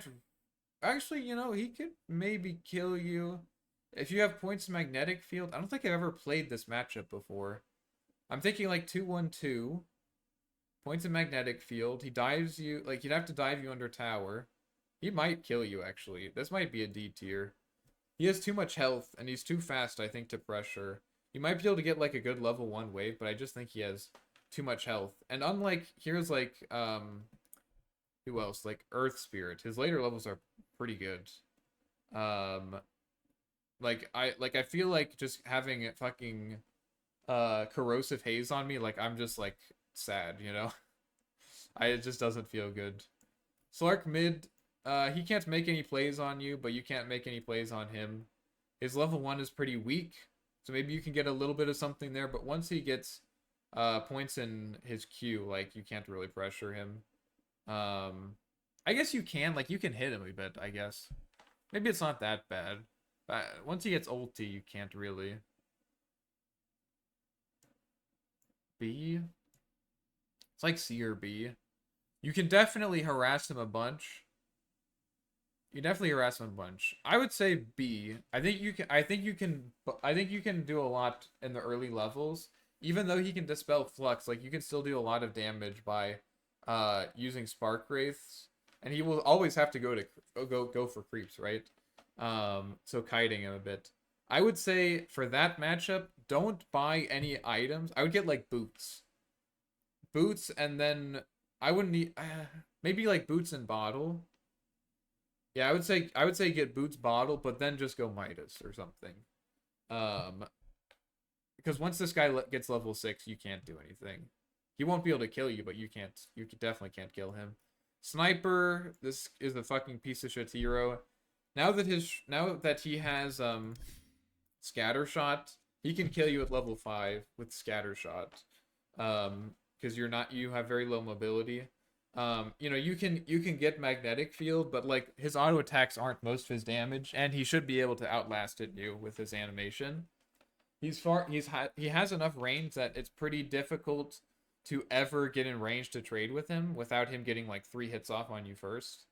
So I would just say against Sniper, get boots so he can't kill you with scattershot, and think about that timing. But otherwise, I would just go for farming items. Spectre mid seems like a joke. I don't know what this guy would do against you. I don't think I've ever played against Spectre mid as Arc Warden, but I don't think this guy could do anything.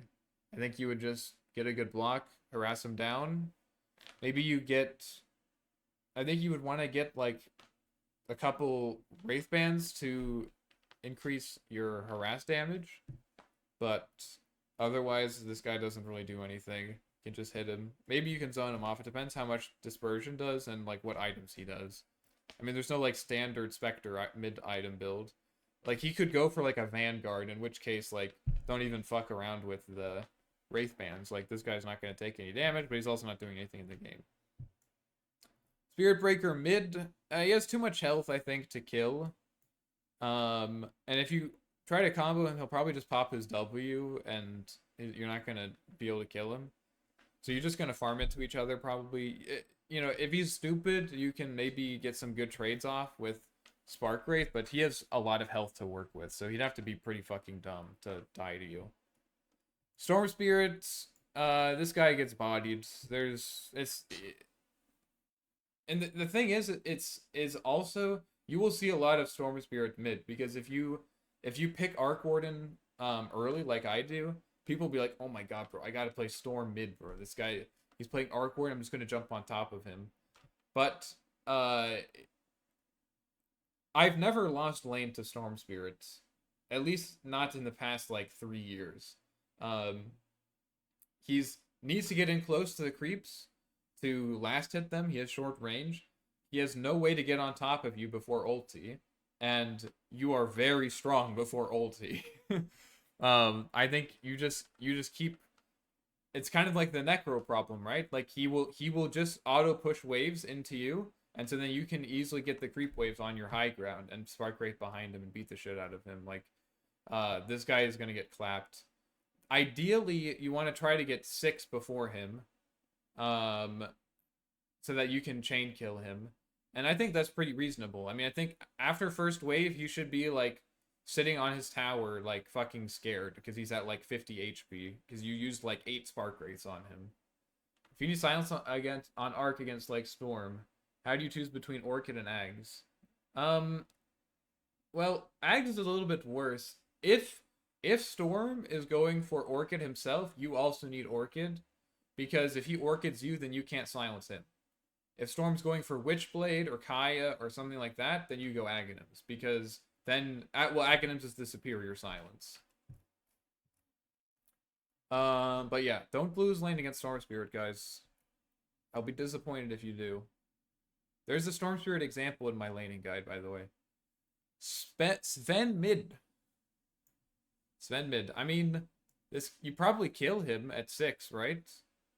You probably kill him at 6. But he also just farms, I think.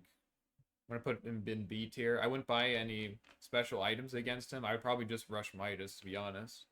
But you can kill him at 6 for sure. I should say, against Storm, you want to go 2-0-3. You don't want to max Flux, because the only way that you're killing him is if he doesn't have ulti. And if he doesn't have ulti, then you want to have high points in Spark Wraith.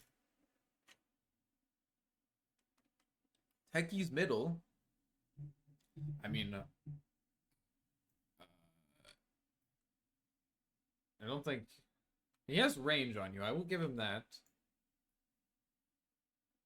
He does have range on you, but his stats are not good. You can kill him at 6, for sure. I don't think he can kill you at 6, though. And I think you have more damage. So I think it's a little bit Arc Warden favored. I would go 203. Maybe get like one bracer so he can't burst you, and raindrops and bottle. I would go bottle, and that I would go bottle, bracer, raindrops, boots, and pressure him hard level 1, obviously. TA mid. This actually used to be trivial. This used to be an S tier matchup. TA used to get completely clapped by Arc Warden because of Flux. Like, you would Flux him. Basically, what you would do is you would push the wave into him with Spark Wraith, and you'd Flux him on the retreat, and he couldn't use his Q. But now that his Q has like a minimum damage that it, or minimum damage, it's not as good. I usually get Orb of Frost against this guy. Some TAs are not very smart, and you can get Orb of Frost and win the lane. But I don't think that you can really win the lane against this guy anymore. I think you can like break even, but I get like Orb of Frost and like Bottle and Boots. And then just go Midas. You could even just like go Boots Midas even. I don't think you even really need Orb of Frost. I think you could get Orb of Frost if you are confident that you will be able to take advantage of his early weakness. You won't be able to snowball it into anything, but like I think it still ends up being worth it. Terrorblade mid. It's actually pretty hard. He has illusions, high armor, and his reflection is pretty good against you. I would just rush Midas against this guy. You can't do anything against him really. Might even be F tier. Yeah, I think it's F. High armor, you can't pressure him. Tide mid.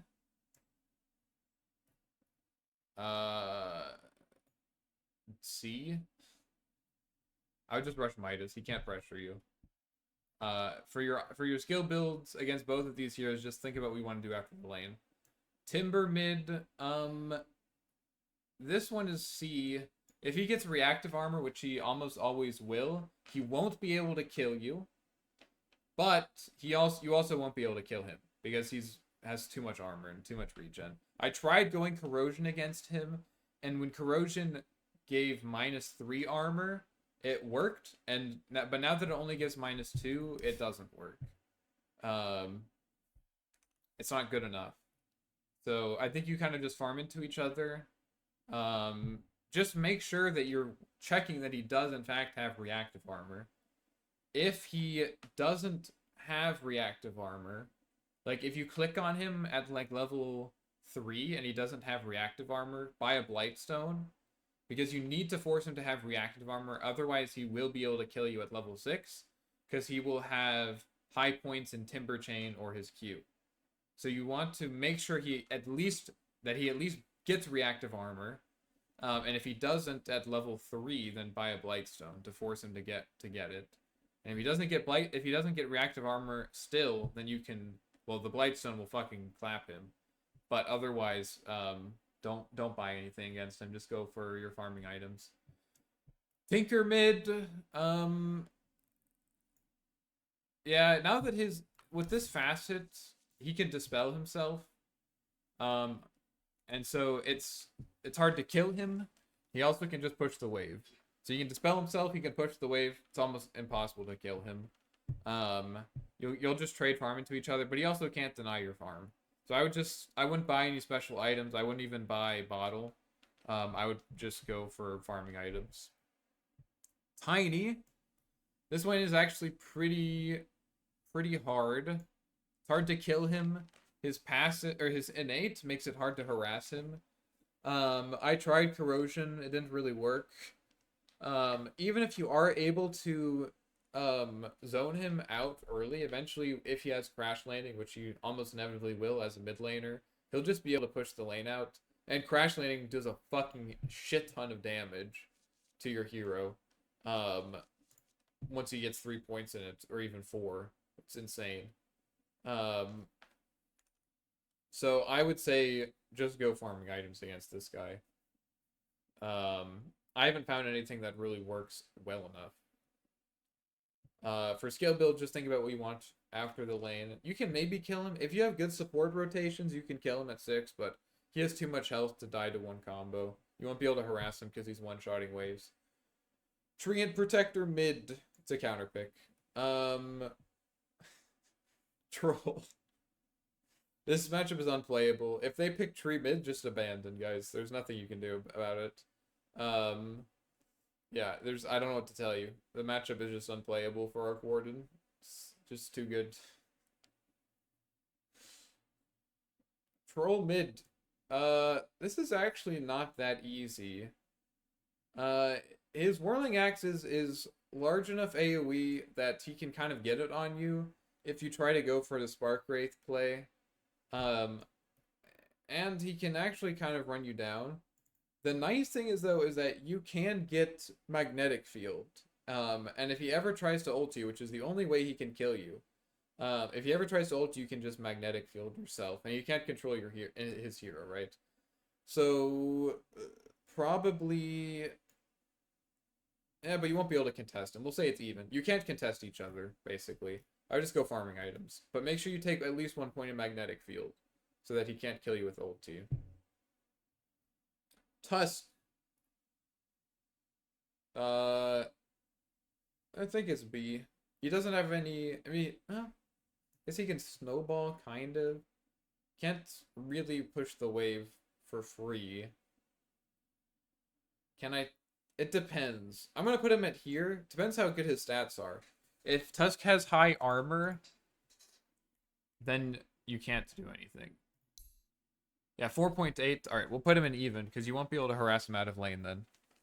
He has too much health as well. I would just go farming items. And abilities for after lane. Underlord mid, you should be able to farm into each other. However, you will be able to kill him at level 6. Because these guys don't usually buy stat items. They usually just go, like, Atos or something. Or, like, they'll go, like, Arcane Boots Atos. So you can kill him at level 6, but you won't be able to pressure him before then because of Firestorm. I would go 203. Undying mid. I don't know. He can decay you, but, like, he can't hit you, you know? So, I would say B. Probably get Corrosion, because he'll have a lot of health. Corrosion, Wand, Boots. No bottles needed against this guy. You're just going to be hitting him. Probably go 203.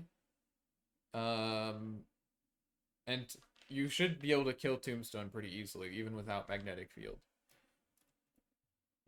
Ursa. This one is actually pretty hard. It doesn't seem like it'd be that hard, but he's just way too fast. I don't have to tell you guys, he's just too fast. He just can fucking run you down. The hero's, like, base movement speed is just too high. Maybe I'm just bad, but I've actually played against Ursa mid, like, twice in the last month, and I lost both times. If you can get level 6 first, it's okay. Like, you can kill him, but once he gets 6, you can't kill him, so I would say it's slightly Ursa favored. And it's probably even. We'll put it at even. We'll assume that I'm a noob. I think it's a fair assumption. Venge mid. Is it S? I mean, I don't play against Venge, but no mobility. Can't really trade. She can't swap you out of your field. She can't swap you out of your field, but I don't think... You probably don't even go Magnetic Field. You can probably just kill her at range with 3 points in Flux. I'll put it at A just because I'm not confident. I haven't played this enough time to put it up here, but I would probably go Treads 2 Wraith Bands to trade, because she's short range. Or, actually no, I would go Bottle. I'd probably go Bottle. And then Bottle 1 Wraith Band. And you're gonna need boots to run her down at level 6. Venomancer. Yeah, unplayable. Too slow. Hero's too slow. Can't trade. You don't even need to buy any funny items. I would just get, like, Bottle. And boots. Bottle and boots is all you need. And then 203. Visage mid. This is pretty hard. Once he gets ulti, it's a bit hard. Your early levels are not that bad. I'm gonna put him in D, because once he gets ulti, you can't kill him, and he can kill you. That's definitely true. But early on, you are stronger. Even though, like, Soul Assumption can be annoying. I don't know. I think it's even early on, actually. I think probably this is fair. I would not buy any items against this guy. I would just go. Maybe you. Yeah, I wouldn't even go bottle. Like, what are you gonna use your mana for? I would just go for farming items. Void Spirit.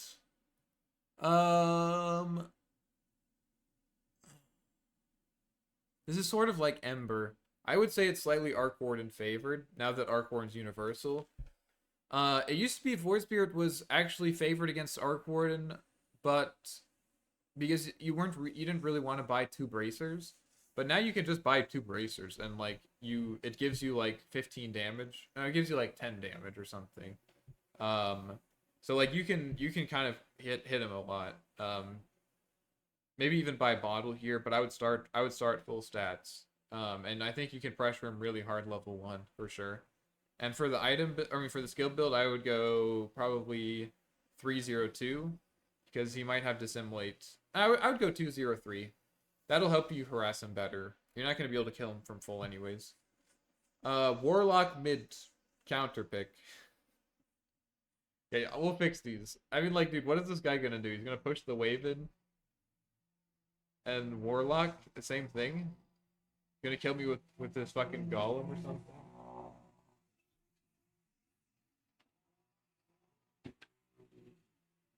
Sorry about that. Weaver. You're not gonna kill him. He's not gonna kill you. Buy farming items. Do whatever skill build makes you happy. Just worry about last hitting. Wyvern. This one is weird. Use magnetic field to avoid the Q, but it's hard to get in range to kill him. So I think it's pretty even. You can kind of play around his Q timing. Like if it's down, you can play aggressive, but yeah, I would say it's about even. He can actually kill you at level 6 if you're not careful, for sure. So I would say against Wyvern, your items aren't really going to matter. It's just very high range here. I'd probably get Bottle, and I would get Boots, and maybe Wand, but otherwise I would just go for my farming items. For my skill build, I would probably go 2-1-2. Just because, and I would get Magnetic Field at level 2 just to avoid the damage from his Q, from her Q. Witch Doctor middle.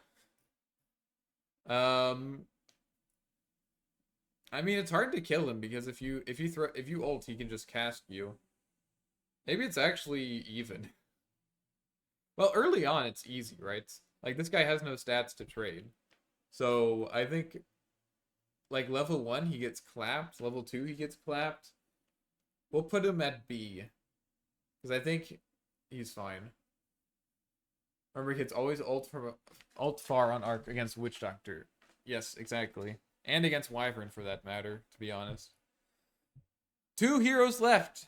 We're not ranking Arc Warden against Arc Warden. Wraith King mid. It's actually hard. It's actually pretty hard. Skeletons. They'll fucking beat your ass. They will take you into the back alley and show you that you came to the wrong neighborhood. And you won't be able to flux Wraith King for sure. I wouldn't get any items here. I would just go for farming items. No bottle even. Like I would just go tangos for like 5 branches and then just go for Midas. Zeus, S. No mobility. I mean, he does have some mobility, but this guy gets completely dumpstered. You just Spark Wraith behind him, he just takes way too much damage. You have to be a little bit careful level 1. If they go Livewire, he can actually trade with you level 1, but you do outrange him.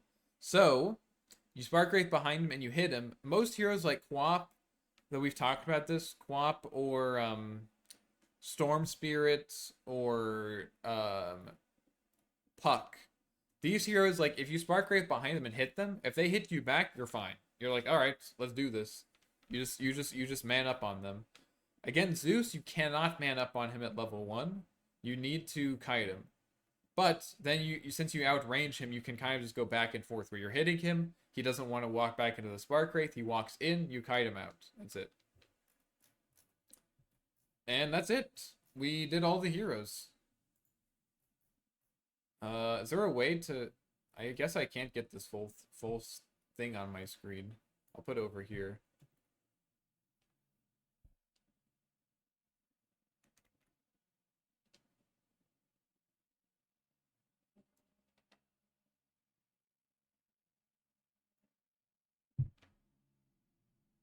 What do you guys think?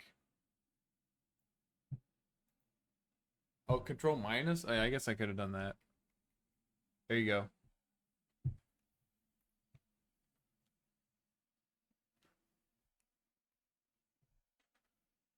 There it is. Pistol one Ursa's like 330 speed. Yeah, it's actually surprising how hard that matchup is. Feels like you should be able to just kite him, but like, it's just if he ever gets on top of you, it's so over, man. It's actually so over. But that's it. Hey guys, thanks for watching my video. I really do appreciate it, and I hope you enjoyed it. If you did, please consider leaving a rating. It helps me understand what content you want to see more of. If you're interested in more stuff like this, please check out my channel. I upload and stream regularly. The easiest way for you to catch those is to subscribe.